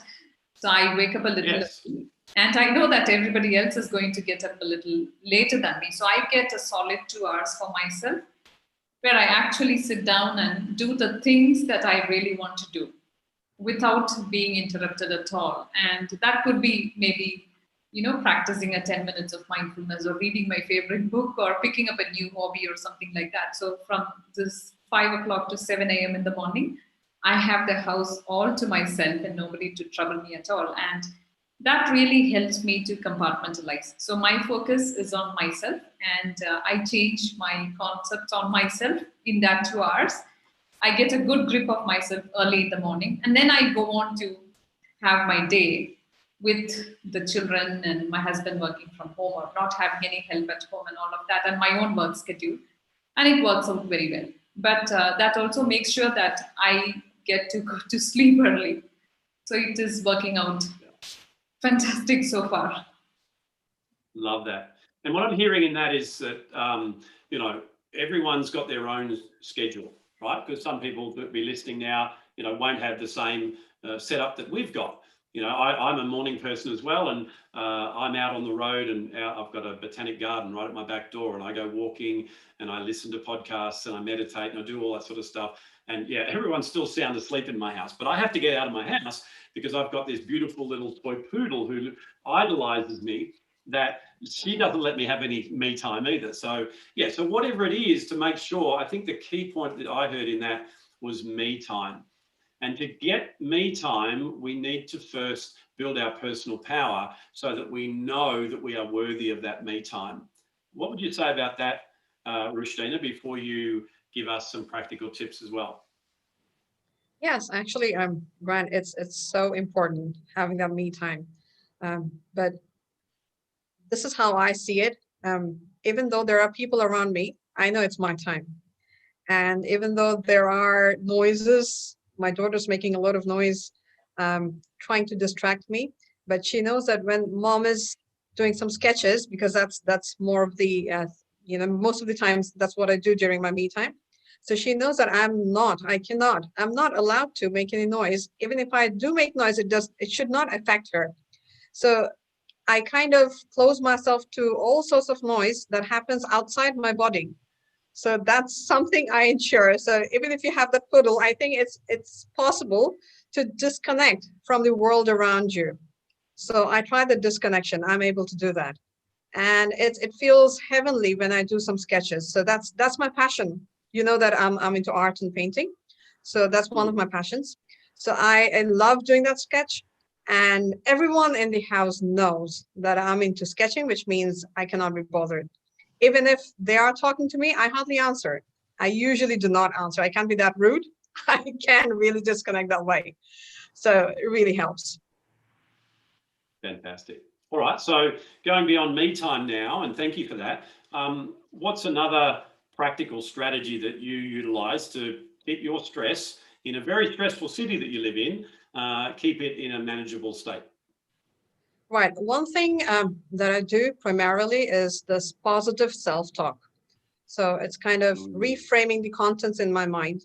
So that helps me deal with the stresses that I'm about to face. I know I'm kind of prepared that there will be a lot of things that are unprecedented that I could not predict from beforehand. So I kind of prepare myself with this positive self-talk.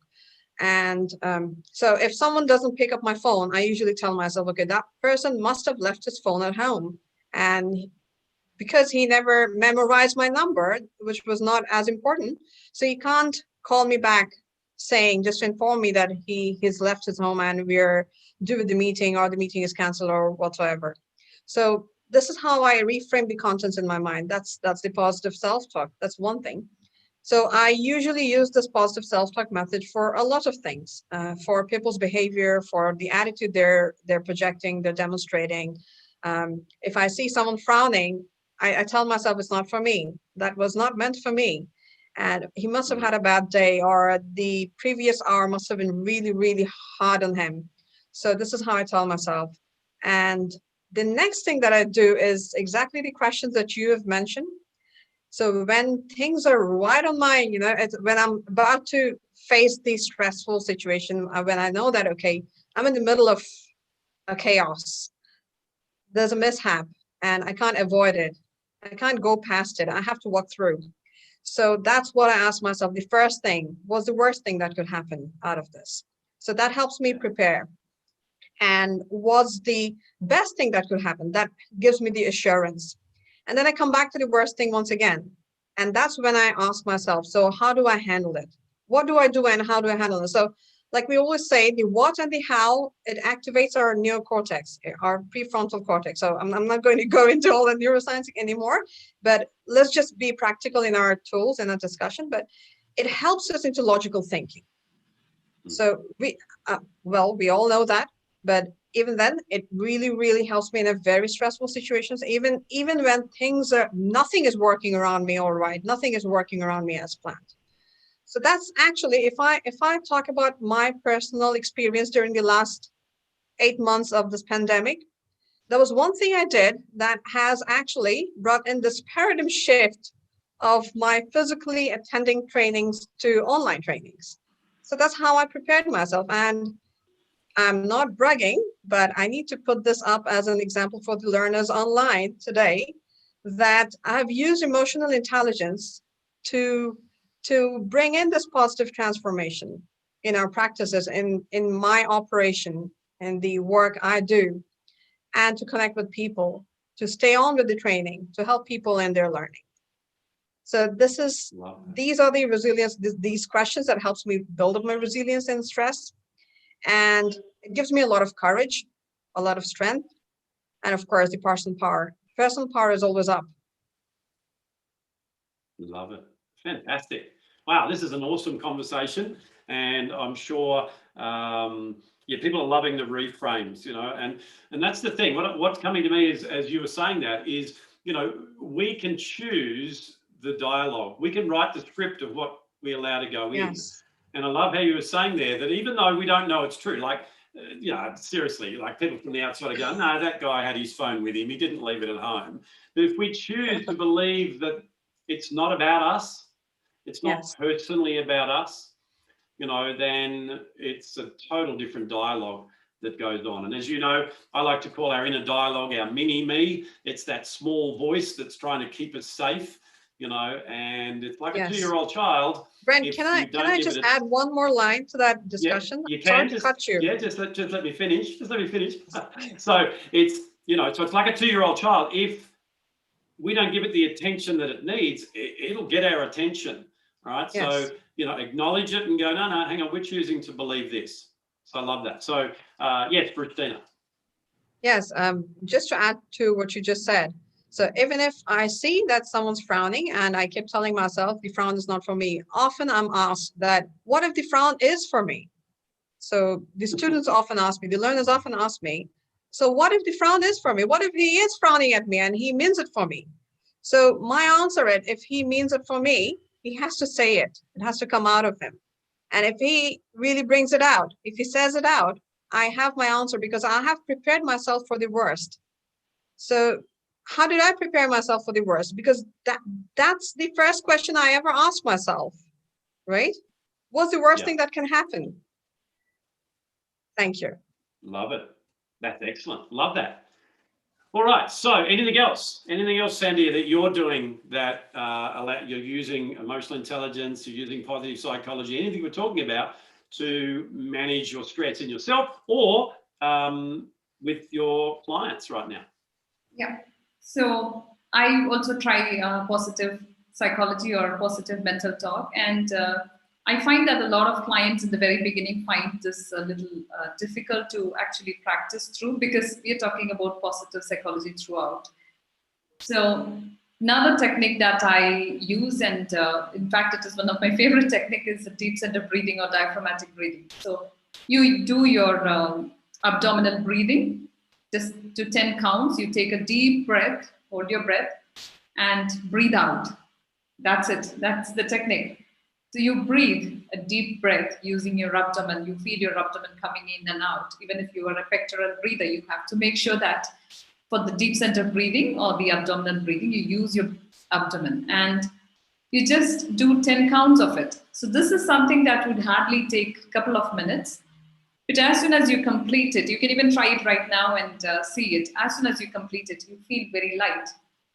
The reason is the stress hormone, the cortisol, actually goes out of your body, because cortisol disintegrates as carbon dioxide. And so you're pushing it out of your body. So that makes sure that your stress levels actually come down.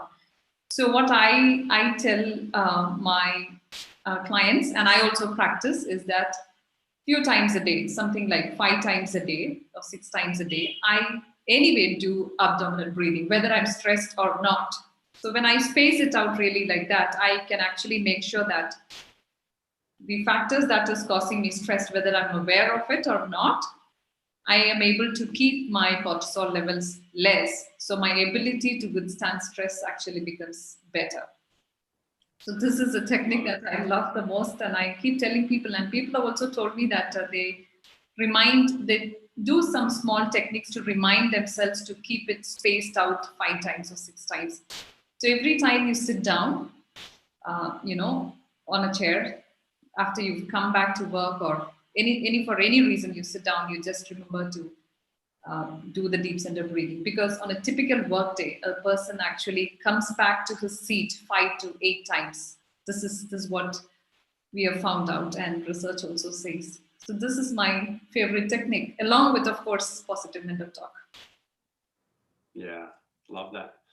And it's all about, for me, just making sure that I control the emotional anxieties and, the why is this happening, and all the things that we can get into that story and the dialogue, and bring it back up into my prefrontal cortex, bring it back up into the logical brain. And, practically how I love to do that is make sure that I ask myself logical questions. I ask myself what questions rather than why. So I ask, why is this happening? Why did he do that? Why did she say that? It's going to invoke emotion in me, as opposed to going, what was said. And the other thing for me is that I work a lot with people I see is they always make up stories for themselves. So they do the other person's part as well. So they decide, for example, if we use the example of the frown, they decide that the person is frowning at them. And so they already make that decision, and they make the decision then as to why. They must be upset with me, or whatever it is. So one of the big ones for me that I now do is, if I do have any doubts and uncertainties, I ask questions. And if that was let's not go into the content too much, but if I felt someone was frowning at me and they kept doing it, it wasn't just a fleeting glance, I'd go over and go, hey, can I just have a chat with you for a sec? It's probably me, not you, but are you upset with me about something right now? And get it out in the open, because that unknown, let go crazy in here will come up with its own dialogue and its own story, and we'll start catastrophizing, and we'll start making up the end result, and we'll decide, oh yeah, that must be why he's upset with me, or whatever it is. And then when we do have that next interaction with that person, we're ready with that evidence to duke it out with them and to get into conflict. So for me, yeah, it's being able to, make the unknown known by asking questions. I love that. All right. So do we have a practical tip or exercise in us, each of us? We've got a few minutes left. That and Sandy, you've just done one. You might even want to take us through that. Or you might have another one. But what's a practical tip? I taught one yesterday about, being able to go through the process of, being able to, work out what our emotion is, and then do an audit on our thoughts and decide on the outcome, and then to control the sabotage and then decide on the strategy. So you can go back and you listen to that one tomorrow. But do you have something like that, Rushdina, that you can take us through? Right. I'll talk about two, which I often practice almost every day. One is the exercise. So that's the muscle contraction and loosening. So it's called PMR in short, progressive muscle relaxation. So you can try it with your hand muscle, with your lower arms, upper arms, jaw muscle, abdominal muscle, or feet, or your calves or your thigh. So you contract the muscles, hold it for 10 seconds and let it loose, stay for 20 seconds, and again, contract it for another 10 seconds. So this you can repeat 3 to 4 times. You can do this twice a day. So it really, really helps. It gets the oxygen circulated well, and you feel a lot fresher than before. So that's one thing I do.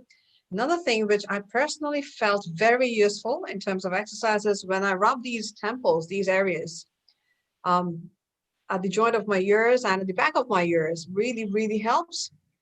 And the head lining, the border of my head. So that really, really makes me feel good. And, you know, it's very refreshing. So that's one thing. Those are the two exercising techniques I usually practice. And in addition to that, one thing I do is just like Sandhya does her meditation, the breathing technique, the diaphragmatic breathing, I do that and I lead myself to disconnect to some other scene. So I've actually learned it from the logotherapy Dr. Viktor Frankl had mentioned in his book.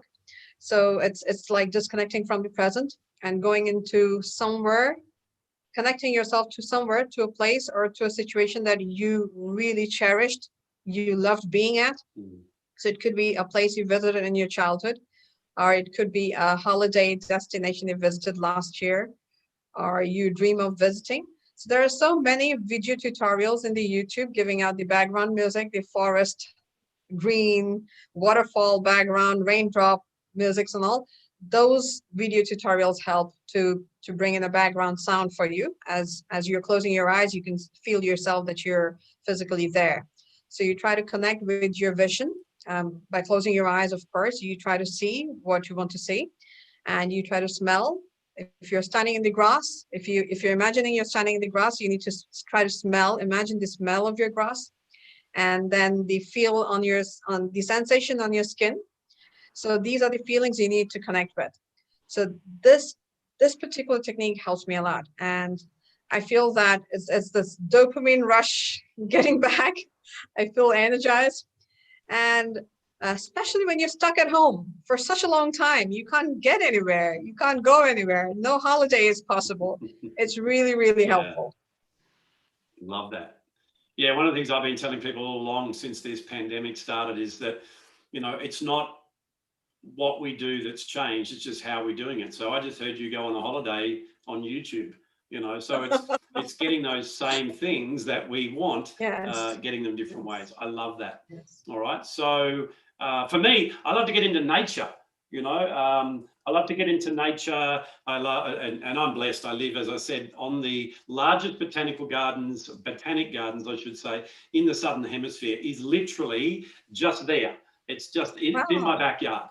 And so I go walking in that, and to get into nature and to see, you know, huge trees and lots of animals, like I've got kangaroos and, you know, little rabbits running around and whatever. Just to get into nature is something that really, really helps me.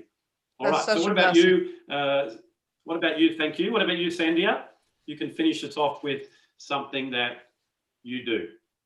Yeah, and so of course the breathing and self-talk, and there is another technique that I really find it very useful, especially these days, and it's a grounding technique. So it's like this: you just when you're feeling anxious or you're feeling very disturbed, frustrated, any emotion that you don't really like to experience at that point, you remember to look at 5 things. So 5 different things. So you look at 5 different things and take in the color and how does it look.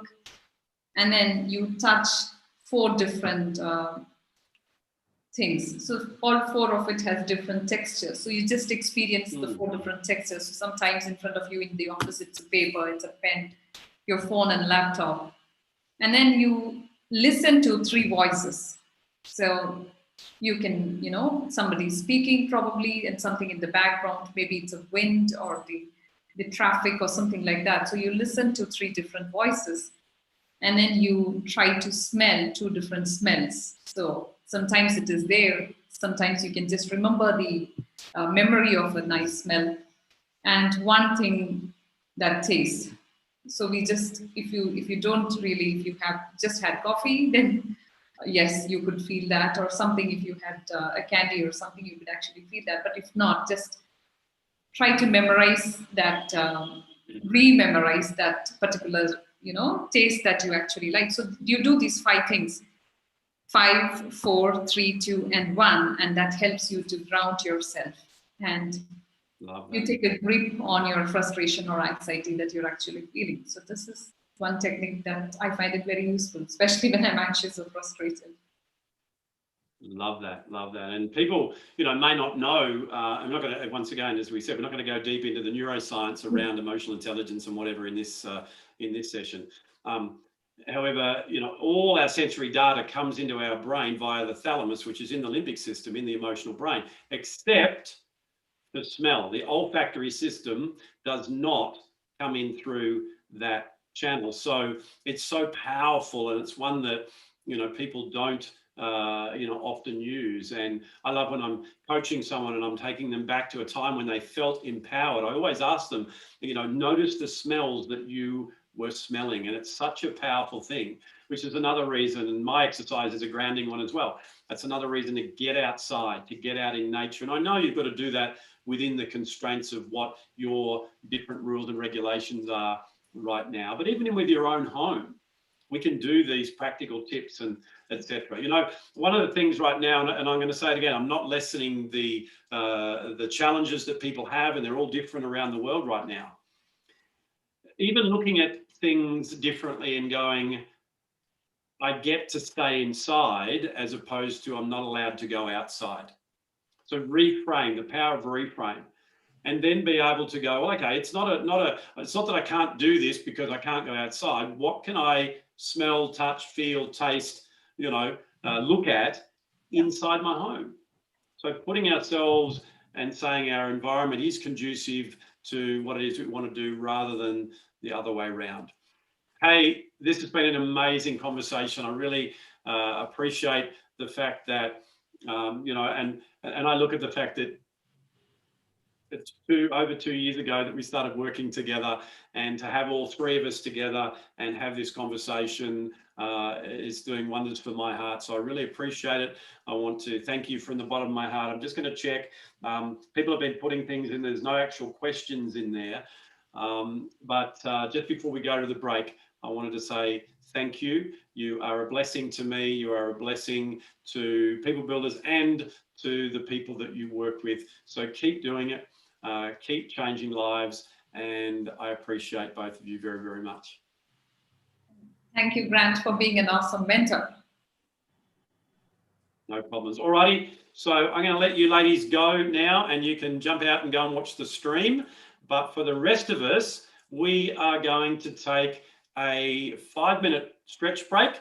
You might even want to do a couple of those things that the ladies talked about, and then we're going to come back and we're going to land this summit with an amazing speaker from the UK. I'll see you in 5. Thank you. Thank you so much, Grant.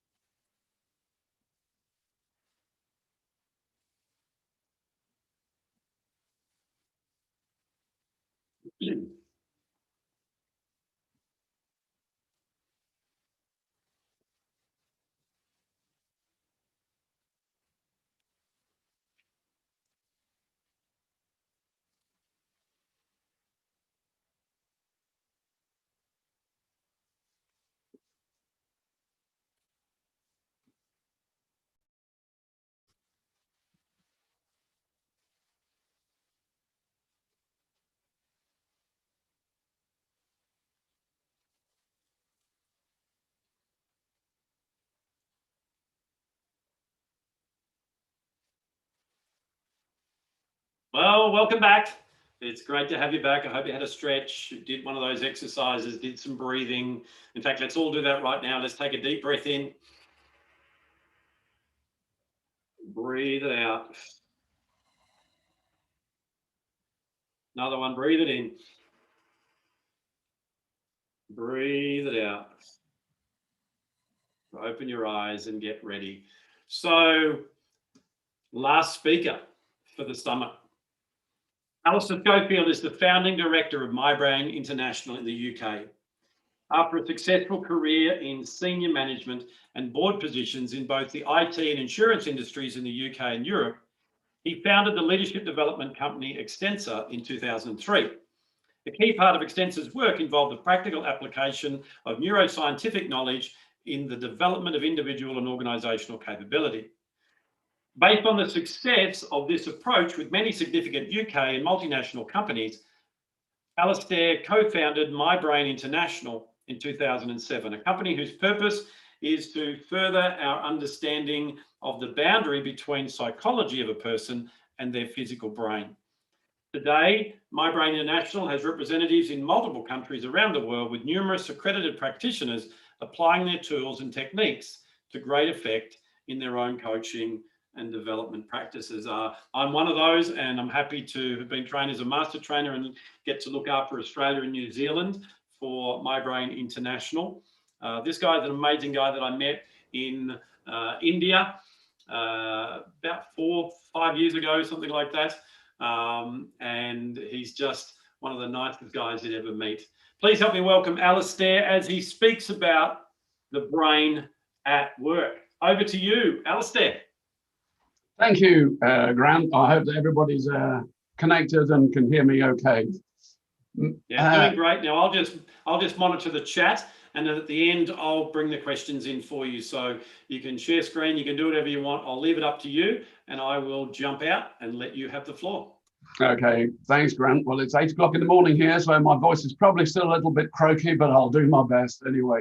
As Grant said, my talk is entitled The Brain at Work. But before I begin, I just wanted to let you know that I'll give you the links to the references I make and the TED Talks I talk about as well at the end of the session. So I mentioned that so that you can sit back, relax, enjoy the session rather than feeling the need to take notes. Now, neuroscience has become something of a hot subject in the last few years. So everybody has been jumping on the bandwagon. There are neuro pills, neuro drinks, there are neuro games that are supposed to make your brain younger. Yesterday, my colleague Jill Mackay mentioned a snooker cue that's supposed to improve your game. But my favorite is some hair straighteners that I came across that, or so they claim, will make your hair, and I quote, neuro smooth. The problem is that the brain cells stick the word in neuro in front of something and add a picture of a brain or an MRI scan image. And all of a sudden you have a new, interesting and more valuable product. In our own field of coaching, training and people development, plenty of people are playing this game. They are either rebranding existing psychological models with a neuro spin, or in the worst cases, making claims that are completely untrue. For an interesting and amusing talk on this subject, I'd highly recommend that you have a look at the TED Talk by the neuroscientist Molly Crockett entitled beware neurobunk. She talks about a particular article she saw saying that chocolate was good for your brain or something similar, only to find that the claim was based on her research. The reason I get quite angry about all of this is because it creates a negative impression that can overshadow the extremely positive things that neuroscience can offer. It's for this reason that we coined the term applied neuroscience for people development. Applied neuroscience for people development, in order that we can focus people's minds on the practical applications of neuroscience in their coaching or organizational development work.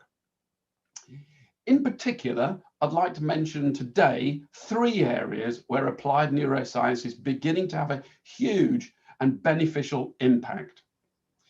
The 3 areas are, hang on, let me just share the slide with you. If I can put this up. Okay, does that come up okay? Good. The 3 areas are the impact, in terms of the areas that the neuroscience is starting to have, the 3 areas are first and foremost, the impact neuroscience is potentially going to have in enhancing and advancing psychological research. I'll explain more about this in just a moment, so I won't say more now. The second area is the way in which applied neuroscience can provide an evidence-based approach for coaches and trainers in their work in individual and organizational development.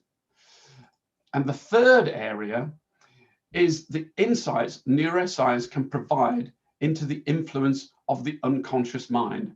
So during the talk, I'm going to go through these 3 areas.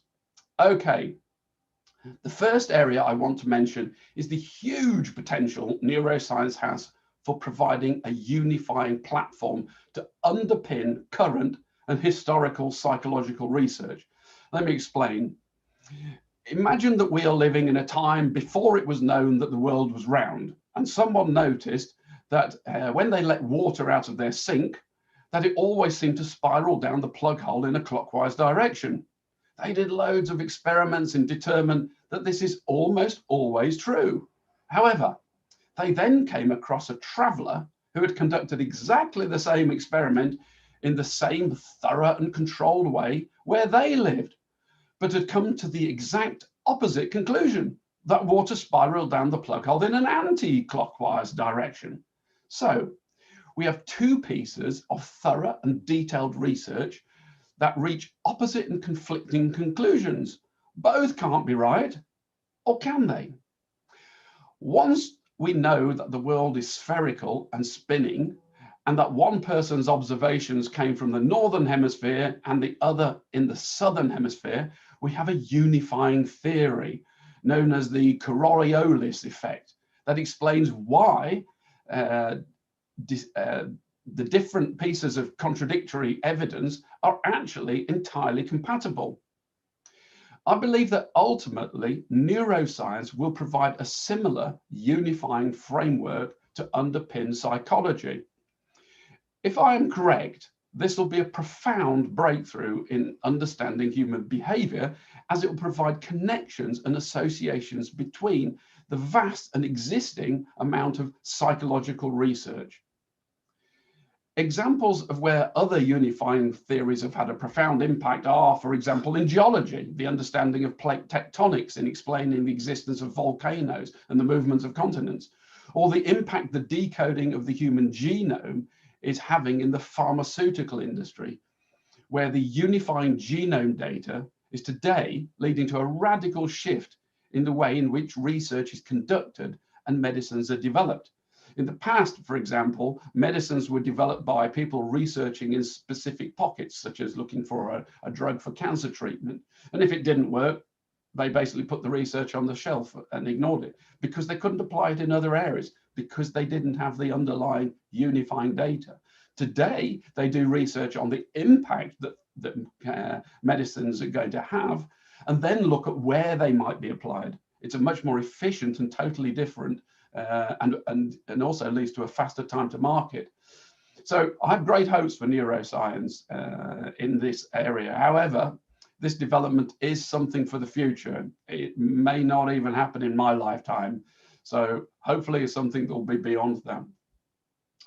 The second area I want to mention is in providing an evidence-based insights into the question why. Psychology is very good at providing analysis of human behavior, but it has not been very good at explaining why people behave the way they do. This is because psychology is largely the study of behaviors, or more precisely, the statistical analysis of group behaviors. For example, at this very moment, there are people all over the world who signed into this YouTube stream to listen to me speak. So from a behavioral perspective, their actions are all the same, but the motivation that led each of you to sign in will be different. For example, some of you may think it will be of value to you in your work. Others may simply have a personal interest. My colleague Jill may have tuned in as entertainment while she's eating her breakfast. Only joking, Jill. And Grant is there because he has to be. If you want to see another fun TED talk on this, have a look at the one entitled The Mathematics of Love, in which Dr. Hannah Fry, who is a professor of mathematics at University College London, looks at the mathematical formula associated with dating, marriage, and divorce. The point is that while psychological modeling can explain and even predict human behavior on average, it cannot explain or predict the behavior of each individual. We know that if a certain event happens, 60% of the people will, for example, react in one way and 40% react in another. What psychology cannot predict is which group you will be in, or even whether you conform to the model at all. The problem is that in statistical modeling, an individual is a sample size of one, which is why psychometric instruments that purport to tell you things about yourself or attempt to compare you against other people are, in fact, nonsense. As Carl Jung himself said in his book Psychological Types, and I quote, "Conformity is one side of a person, uniqueness is the other.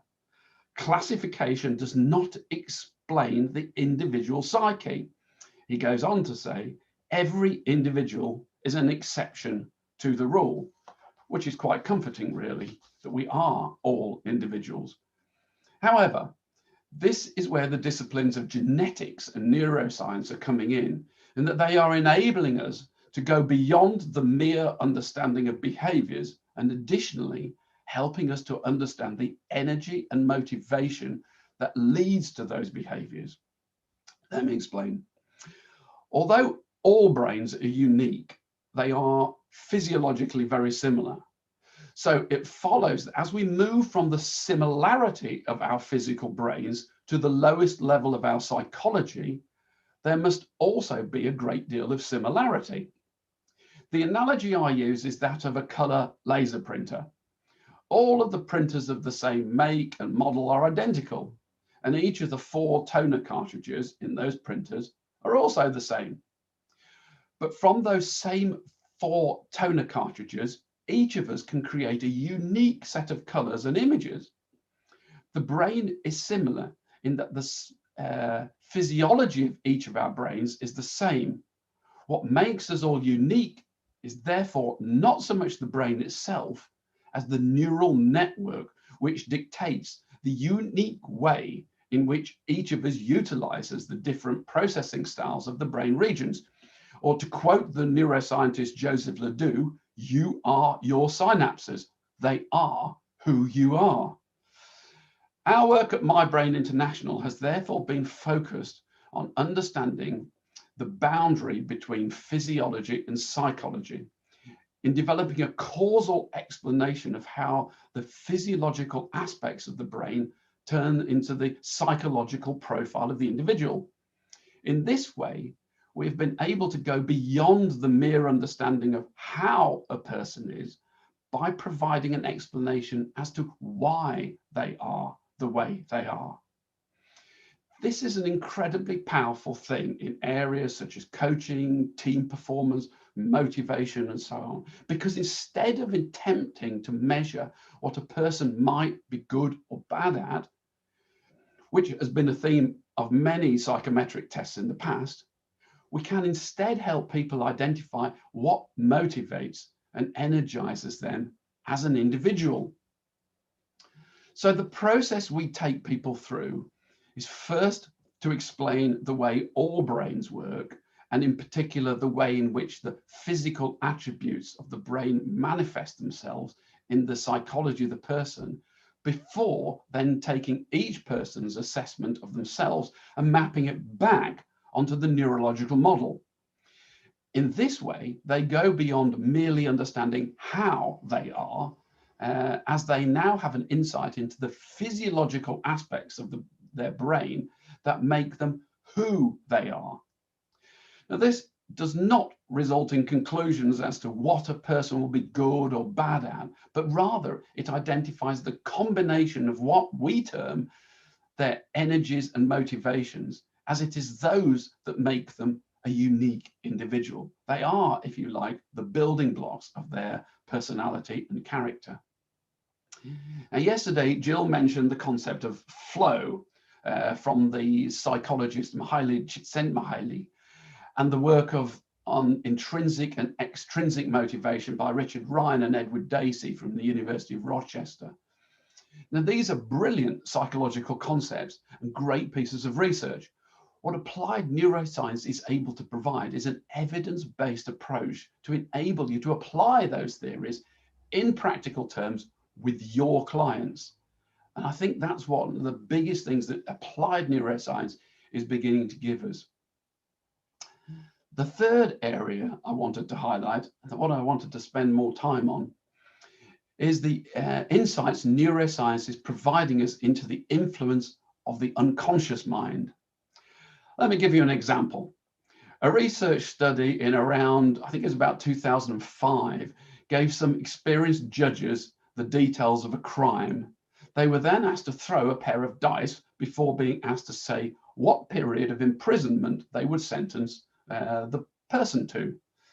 Unbeknown to them, the dice were rigged. So for some judges, they always resulted in a 3, while for the other judges, they always came up 9. The interesting result was that the judges whose dice came up with a 3 gave sentences that averaged 5 months, while the judges whose dice came up as a 9 gave sentences that averaged 8 months. This happened because of what is known as the anchoring bias. And it is interesting in this case, in particular, as judges are supposed to make sentencing decisions based purely on the empirical evidence. Whereas this case illustrates that judges, despite their extensive training, are just as susceptible to cognitive biases as the rest of us. However, I don't like the term cognitive bias. I think it's misleading, as if you look up its meaning, you find the definitions tend to refer to things such as error in thinking, or deviations from the norm, or irrationality in judgment. In fact, if you go to Wikipedia, they have a statement that says, I quote, "Thus, cognitive biases may sometimes lead to perceptual distortion, inaccurate judgment, illogical interpretation, or what is broadly called irrationality." And the reason I think this is misleading is because I believe that most of these biases are not irrational at all. They are as a result of the influence of our unconscious mind. If we look at a life-size model of the brain, and I have one here made of plastic that I got from eBay, the parts of the brain that deal with processing of things that are outside of our conscious awareness is here. It's called the cerebellum, the part colored blue. It's sometimes referred to as the hindbrain or the baby brain because it's almost like another separate brain at the back of the brain. The interesting thing is that this area is home to 80% of your brain cells. The conscious part of your brain is the cerebral cortex, the gray matter. And that only has 19% of your brain cells. The other 1%, if you're wondering, are in the brainstem. The other interesting thing is that before all information from your senses has passed it's the point that Grant was making earlier, that all of the information that you are consciously aware of in this part of the brain has to first of all pass through these older, lower brain structures before it gets to your conscious awareness. And while this might seem strange, it's not, it's totally natural. Let me explain. Our brains, like the rest of our bodies, are the product of evolution. And as we know, evolution works by optimizing us for our environment through a process known as natural selection. So the evolutionary heritage of our brains can provide interesting insights into why they work the way they do. Now, anthropologists regard our oldest ancestor as being a creature called Australopithecus that lived on the plains of Africa about 4 million years ago. Now, I don't know about you, but I find the concept of 4 million years difficult to get my head around. So what I've done in this slide is to convert it into a 12-hour day.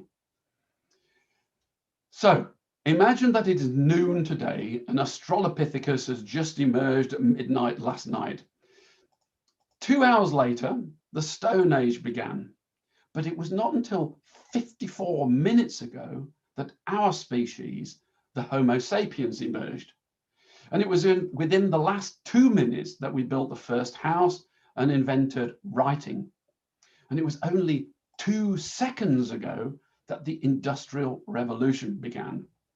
Human brains have therefore been optimized for a natural environment in which the pace of change was relatively slow and where our only priorities would have been food, shelter, and safety. Now, while 80% of our brain cells are in the cerebellum and outside of our conscious awareness, the part of our brain that enables us to think, to question things, to challenge convention, or to weigh up alternative courses of action is here at the frontal part of the brain. It's known as the frontal lobes, or more precisely, the prefrontal cortex. And this part of the brain is home to just 2% of your brain cells. Thinking is therefore a limited and expensive resource, which is why your brain is designed to automate as many functions as possible. And if I can just flick back to the slide. Sorry, I misclicked. In the mid-90s, a group of neuroscientists at the National Institute of Mental Health in the US wired some people up to a PET scanning machine so that they could see what happened when they performed different tasks. What they found is that when a person is performing a task for the first time, the areas of the brain that are involved are the right hemisphere and the prefrontal cortex. Now, the right hemisphere is involved because this is the part of the brain that processes new information. When you learn something new, it comes into the right hemisphere. It then looks for patterns to see if it can match it to things that the person already knows, if there are similarities with the existing information. And because the task is new, the prefrontal cortex is involved because the person has to think about what they're doing. An analogy I often use is if you were choosing to fold fancy napkins for a dinner party or for Thanksgiving or Christmas dinner or whatever. So you get some instructions up on the internet, and the first time you really have to concentrate on how you're doing it. The second time it's getting easier. By the third or fourth time, you're doing it without even thinking about it because now you're bored and you're looking around for other things. And actually, the folding's probably getting better and better all the time, but you're not having to think about it. So what happened is in this research, when the person performed the same task multiple times, what they found is that only an area of the left hemisphere was involved. And the left hemisphere, more towards the sort of the left rear area of the brain, the part of the brain that deals with our routine functions. The prefrontal cortex is no longer needed because the person has learned how to perform the task and no longer needs to think about it. In effect, it's become routinized, it's become habitual, it's become automatic. A good example of this process is when you learn to drive. If you, again, you think back to when you were learning to drive, you probably ended up stalling the car at junctions because you forgot to press the clutch in, or you were setting off with the handbrake. And now people drive to work and they don't even remember the journey. But why would brains work in this way? Well, the reason is because nature has created you with a brain that frees up that expensive resource of thinking. It keeps thinking available as part of your defense mechanism. Imagine you're one of our older ancestors of thousands and thousands of years ago. You're running through the forest chasing a Thompson gazelle for dinner. So your instinctive brain, your automatic functions are enabling you to run, to balance, to jump, and to throw a spear ultimately. Your memory is working hard to remember the forest, the environment you're running through, and where would be a good place to trap the Thompson gazelle. But the thinking is kept free for emergencies, because as you're running, you notice a long straight thing on the path in front of you. And in that instant, you have to make a decision. Is it a harmless stick or a poisonous snake? That's why nature has given you a brain that tries to stop you thinking as much as possible, to keep it free and available. So let's consider again the case of the judges. They were being influenced by what is called the anchoring bias. This occurs when people are influenced by an initial piece of information.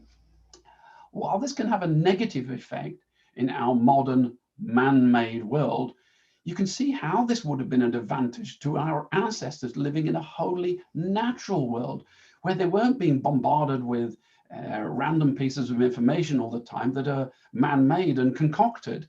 They're living in a much more stable environment. Indeed, the same applies to most of the so-called cognitive biases. Far from being unusual psychological phenomenon that trip us up, they are wholly natural neurological traits that are designed to provide our brains with the sort of shortcuts that limit the amount of time and energy we need to spend on thinking.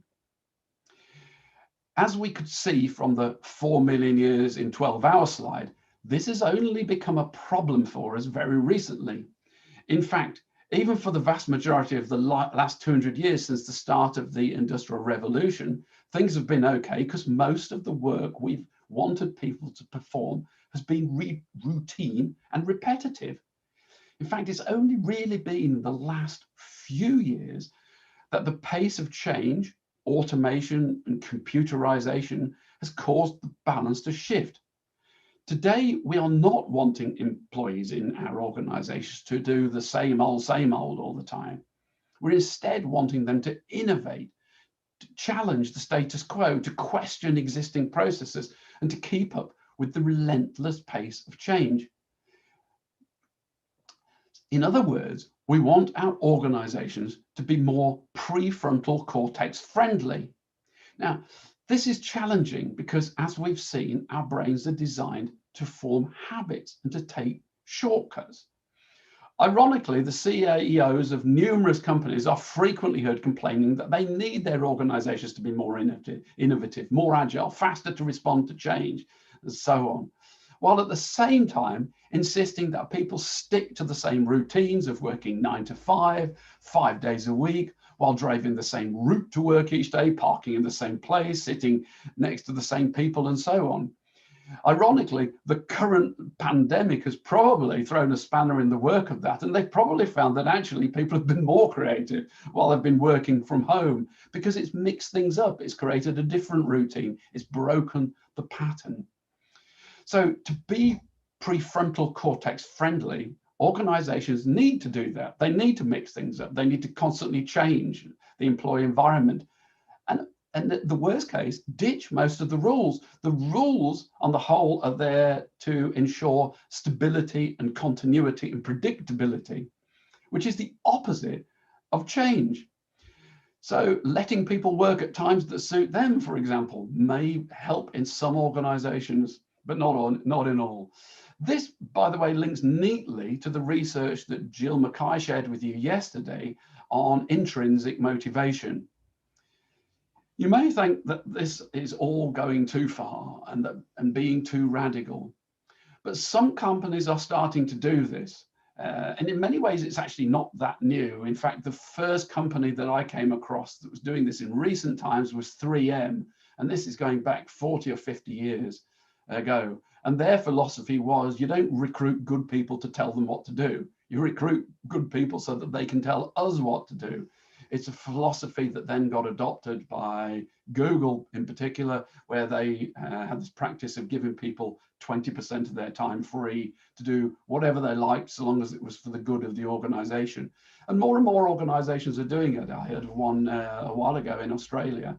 And it's interesting that some of the benefits are, some key benefits are coming from this.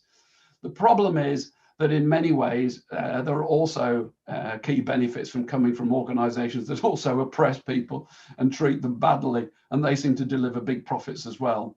But I do think in the future, if we're going to keep that sort of flexibility in organizations and we're going to keep up with the pace of change, then adopting these practices will be important.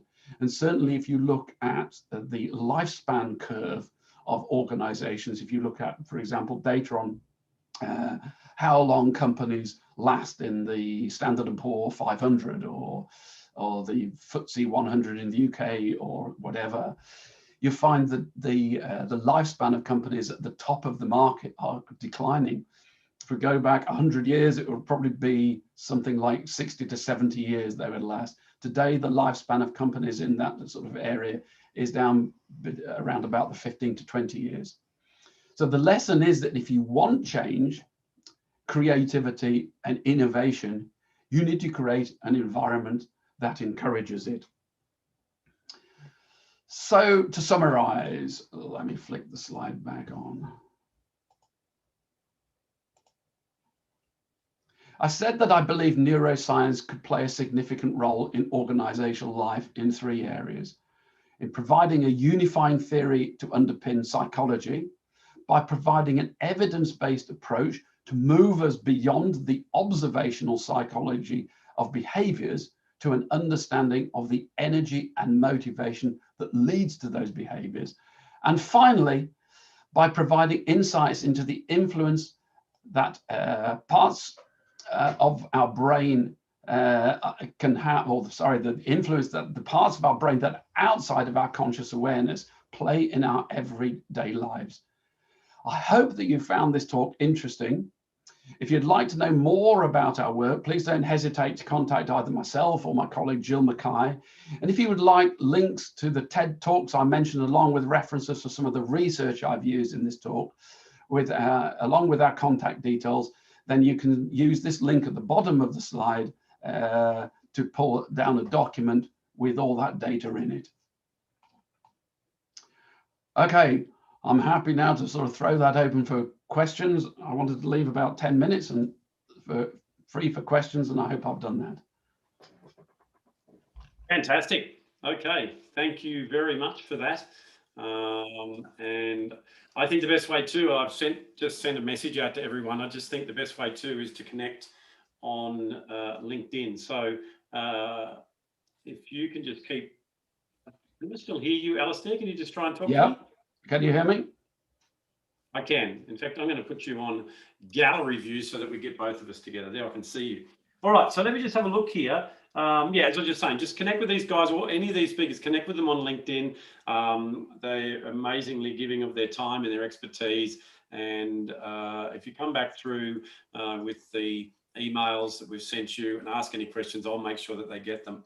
All right, so I don't have any questions in the box right now at all, and I'm just giving people a chance to do that. So just while they're doing it, if you put in your questions, Alistair, could you just tell me some things that you're doing right now? Because, you know, it's great how we always get to come and share how people can, you know, navigate these times and all that sort of stuff. One of the things that's really been helpful is when the speakers are talking about how they're navigating it as well. So how do you use what you understand from applied neuroscience or emotional intelligence or positive psychology, all the things we're talking about, to navigate the difference, the change, the uncertainty, the upheaval, whatever you want to language as at in your life that's been created by this pandemic?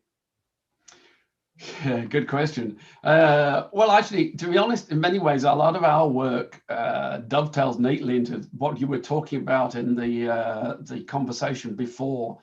That a lot of this, when we originally got involved in learning and development, Jill and I wanted to create something that went from the individual to the organization. And I think all of this does come back to the individual. It's all about self-empowerment and the fact that, the individual has to take ownership and responsibility.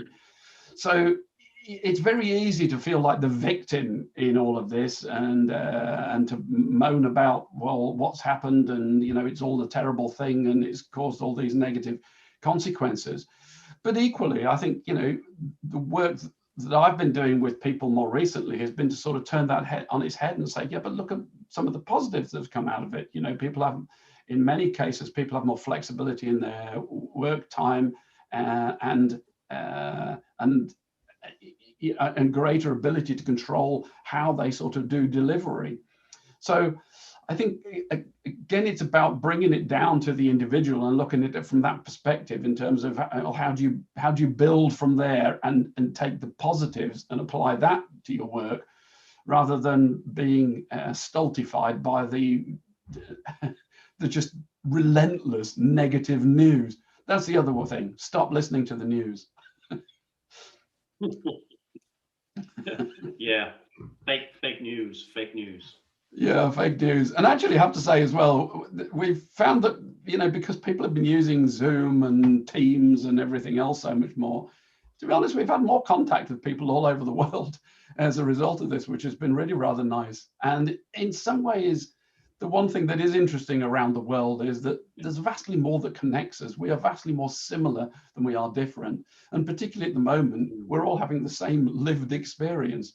So it's actually, in some ways, we have more in common with everybody else than we have in the past. So again, that's quite a nice thing in some ways, although it's a negative aspect that brings us together. Yeah, I love that. Write that one down. We have more in common with people than we have differences. I love that. Love it. If only that was a campaign slogan for the world right now that people could latch onto. Just got a question that's come in from Swandi. Does diet affect our brain functions? Yes, definitely.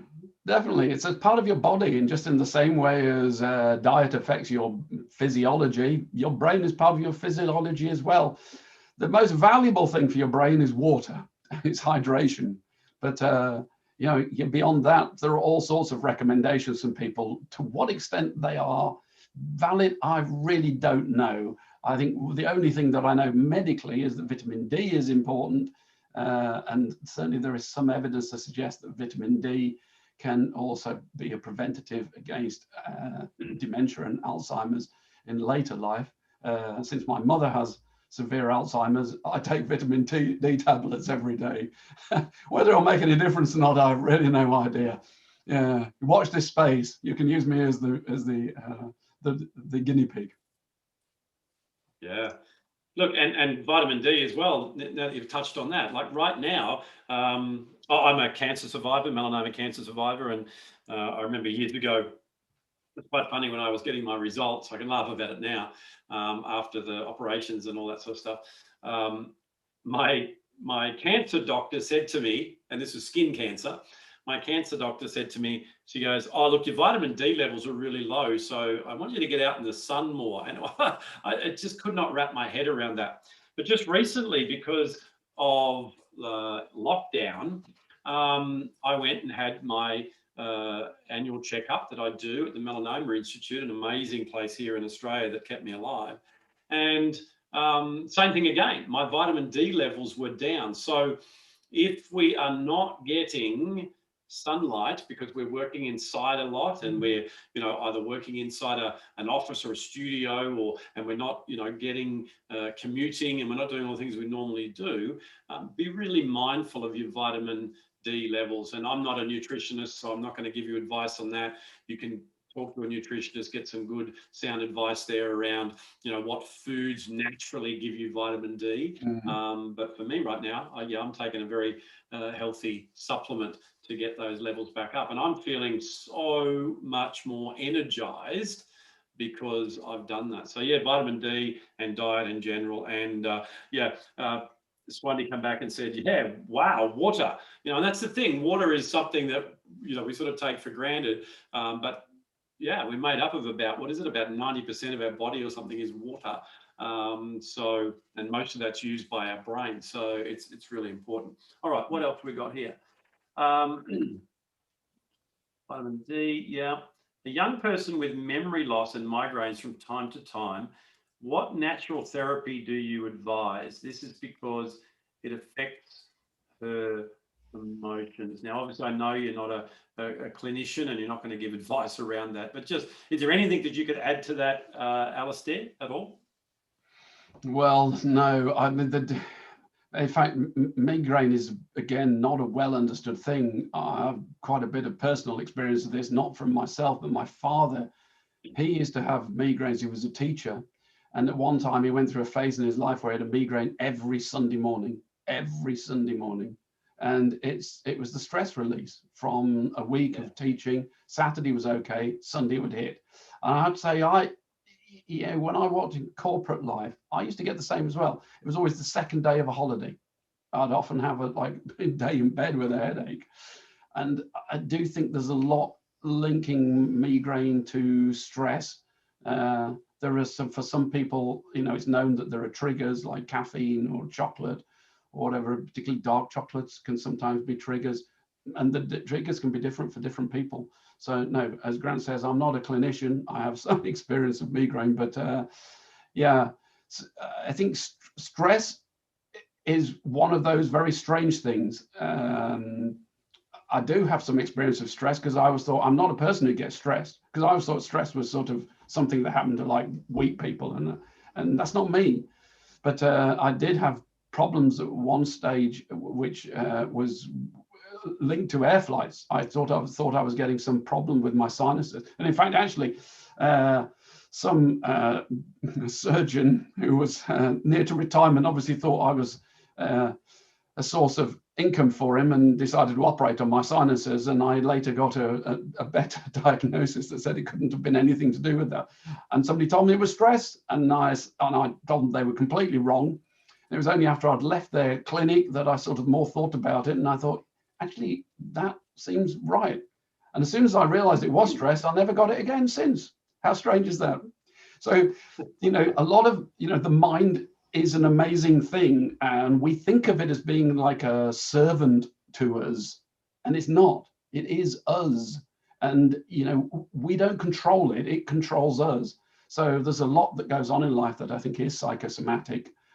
Far more so than Western medicine would ever admit. Eastern medicine, I think, is a lot better at this. But and in the West, we try to be so flipping scientific about these things and logical. But as I point out, 80% or 81% of your brain cells are outside of your conscious awareness, and yet we sort of ignore it because we're so obsessed with what we consciously control. Yeah, definitely. And like you, I'm definitely not one of these speakers or facilitators, educators who steps outside the realm of what I know, outside my own personal experience. But big one for me too with migraines goes down to dehydration once again.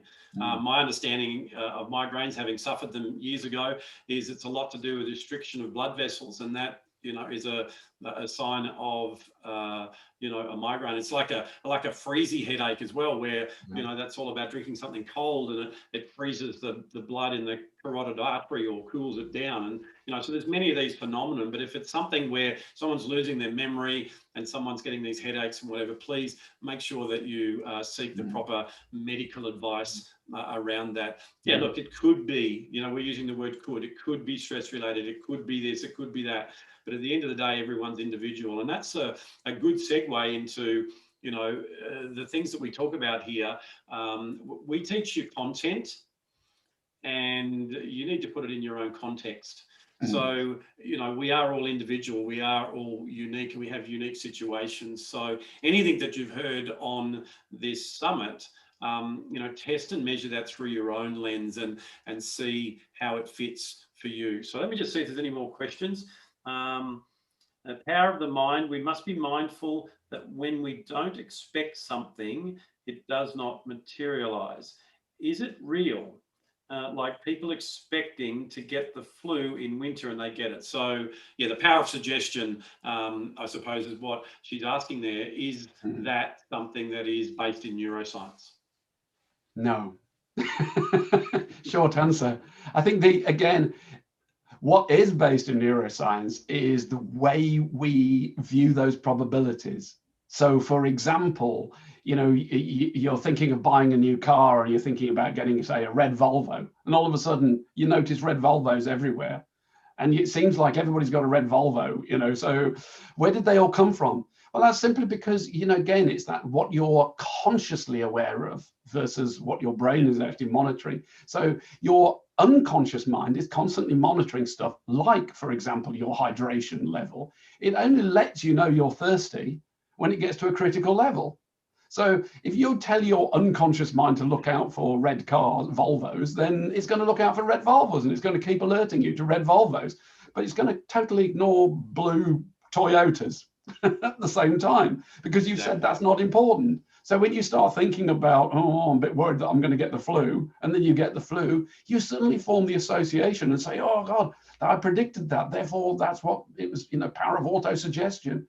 It's not. It's, you know, I think the interesting thing with this is if you think back to that slide of 4 million years in 12 hours, that applies equally well to all of the physical aspects. I mean, look at it, was both of us here are sitting in rooms, you know, houses are only, you know, created in the last 10,000 years. We didn't have buildings before that.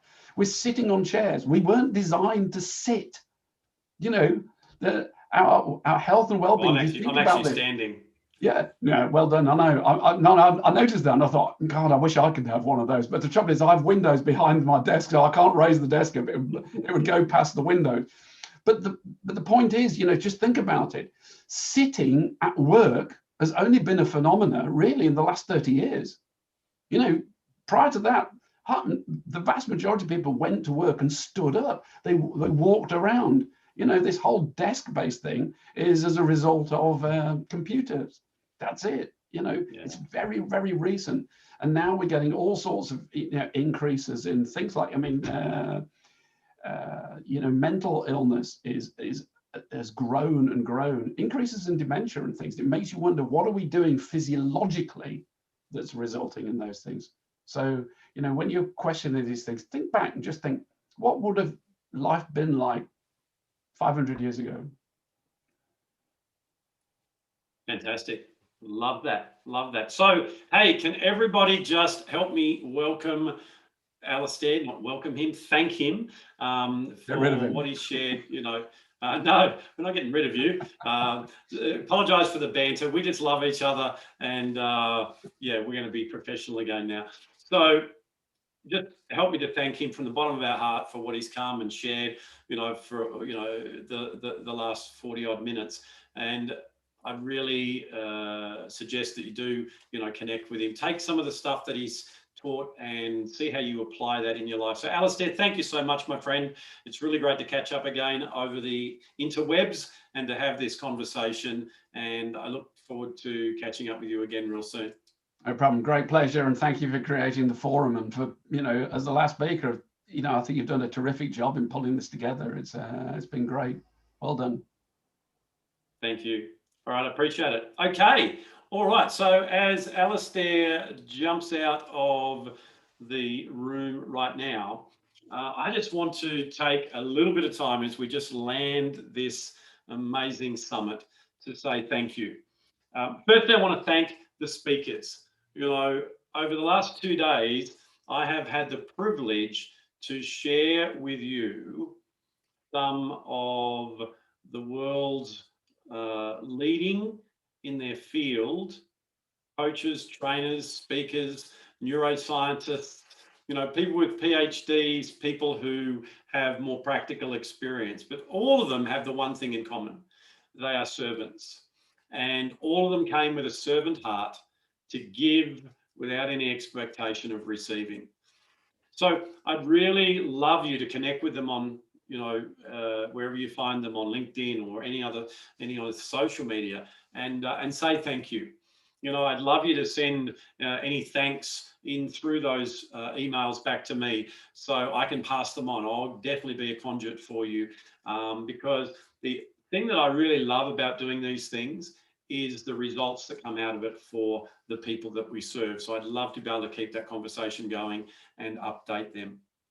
The second thing is I want to thank you, all the people that attended. So whether you're watching this on the replay because you're asleep right now, or whether you're here live, I want you to acknowledge yourself right now, because you didn't have to come to this summit. Just because we put it on didn't mean you had to come. So you took some of your bandwidth, some of your space in your life to learn and to move forward in some areas in your life. And I want you to acknowledge that. I want to thank you, because without you, I wouldn't have needed to put a summit on. I do this for you, not for me. So thank you for your encouragement. Thank you for the way that you've engaged with the speakers as we've gone through. Thank you for the way that you've put up with any technical issues that we may have had. And I'd really like you to keep in touch. Let us know what changes you've made. Let us know what's come out of this for you. And even now, I'd love you to, just while I'm, you know, speaking here, I've just typed in there, if you're online, what is the number one thing that's come out of the summit for you? Remember, I encouraged us right at the start yesterday, before I spoke, and then we had Dr. Laura Belston, and then we had Dr. Suzanne Knowles. I encourage you to take one thing from every speaker. So overall, what's the thing that's come out of this for you? And I just once again want to thank you for that. And I'll have a look at those in a moment. There's going to be replays, as I said. Now, some people have asked about different replays that weren't working quick. What happens with YouTube is I know the first two, and probably the third one by now, has gone through their process because they need to do encoding and all sorts of stuff. So give it 24 hours or so, and they will all be there for you as replays. And I'll leave them up for a week to 10 days so that you can get there. If you've got any friends that you think would like to watch them, get them to register, and it'll send them a link so that they can do that. That YouTube channel is there. We've set that up for you. Please, if you can help us so that we can get the message out and work all these algorithms, if you can help us by subscribing to that channel, that'd be fantastic. And hit that little bell so that it tells you when we put more videos up. Watch out for our emails to make sure that we give you what I'm going to talk to the speakers. As I said, I'm going to put together a resource list and I'll get that out to everyone. So make sure you watch out for our emails. But before I finish, I'm just going to have a look here at what people have written. So emotional intelligence affects just every area of life. And with consistency, I can get better with it. I love that. And the first thing with that is your willingness to make that commitment to yourself. So well done. Connectivity of different facets of VI, how they sit with each other. Love that. So keep them coming through. And if you're watching this on the replay, you can still add comments in there. That would be fantastic. I'd really love to go back and read those. More than anything else, I felt heavily indebted to humanity. Grant, if you could do this for free, then I should in turn think seriously about how to contribute to emotional intelligence of others. Can I just help you with something there? It'd be remiss of me if I just moved on. There's a word that I am endeavoring to remove from my vocabulary and everyone that I speak to, and that's the word should. You know, we all should all over ourselves. You know, let this not be the thing that you take out of this, Swandi, that you should do things. You know, I like to replace that word with could. So what have I inspired you to do? And please, it's not about comparison. For me, you know, putting it on just because I put it on for free, it's not about comparing to that and saying I should be doing more.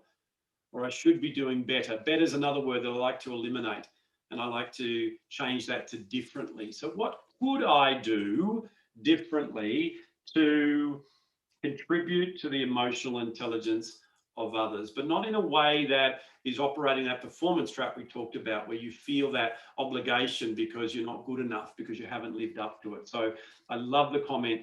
Please, if you could just tweak that a little bit, I think that'll be even more helpful for you. All right, so here's what I want to do as we finish. I want you to close your eyes right now. And I want you to imagine this time next week. And I want you to imagine that you've taken some of the things that you have learnt on this summit, the decisions that you've made about your life and about how you're going to apply them. And you've watched all the videos, if you've missed some, and you've picked up some things and you've made some decisions. And I want you to think about how your world is going to be different. What things are you going to be able to do? What things are you going to be able to create, what start, put more of yourself into because of the decision you made to come on this summit? And then imagine a month from now, when you've been practicing some of these new techniques and you've started to build some new synaptic connections in your brain and new neural pathways, and things that you used to react to, you're now responding to. Things that you used to have an unhealthy response to, you now have got a healthy response to. And you're starting to make some changes. How's that going to feel? How does things look different for you a month from now? And then looking out to a year from now, when you've continued to repeat and change the behaviors, to change the mindsets, to remove the mind traps, to work on everything that it is that you decided to work on from this summit. Imagine yourself in that position right now. What are you thinking about? What are you doing differently? And what do you see possible for you in your life? And as you ponder on that, I want you to take a deep breath in, breath out, come back into the room and set an intention that this isn't about information for you. This is about implementation. It's been my absolute privilege to bring this summit to you. You know, this is more a gift to me than you could possibly imagine, to be able to bring a message to the world that's on my heart, to be able to do what it is that we do and all the speakers do. So please connect with me on LinkedIn, keep connected with People Builders. You know, whatever you need to do, hit that reply button, ask your questions, we'll do what we can. And I commit to you right now that I will be putting this on again next year. So think about who you can bring with you. We're going to do it in September, not October, to get rid of those time zone changes to daylight savings, etc. But thank you for everything that you bring into the world. You are an amazing person. You do belong. You are good enough, and you are loved. So until we get to speak to each other again, it's bye from me, and I look forward to hearing about the success, the change, the differences, what are the outcomes that come out of you attending this summit. So thank you, and bye for now.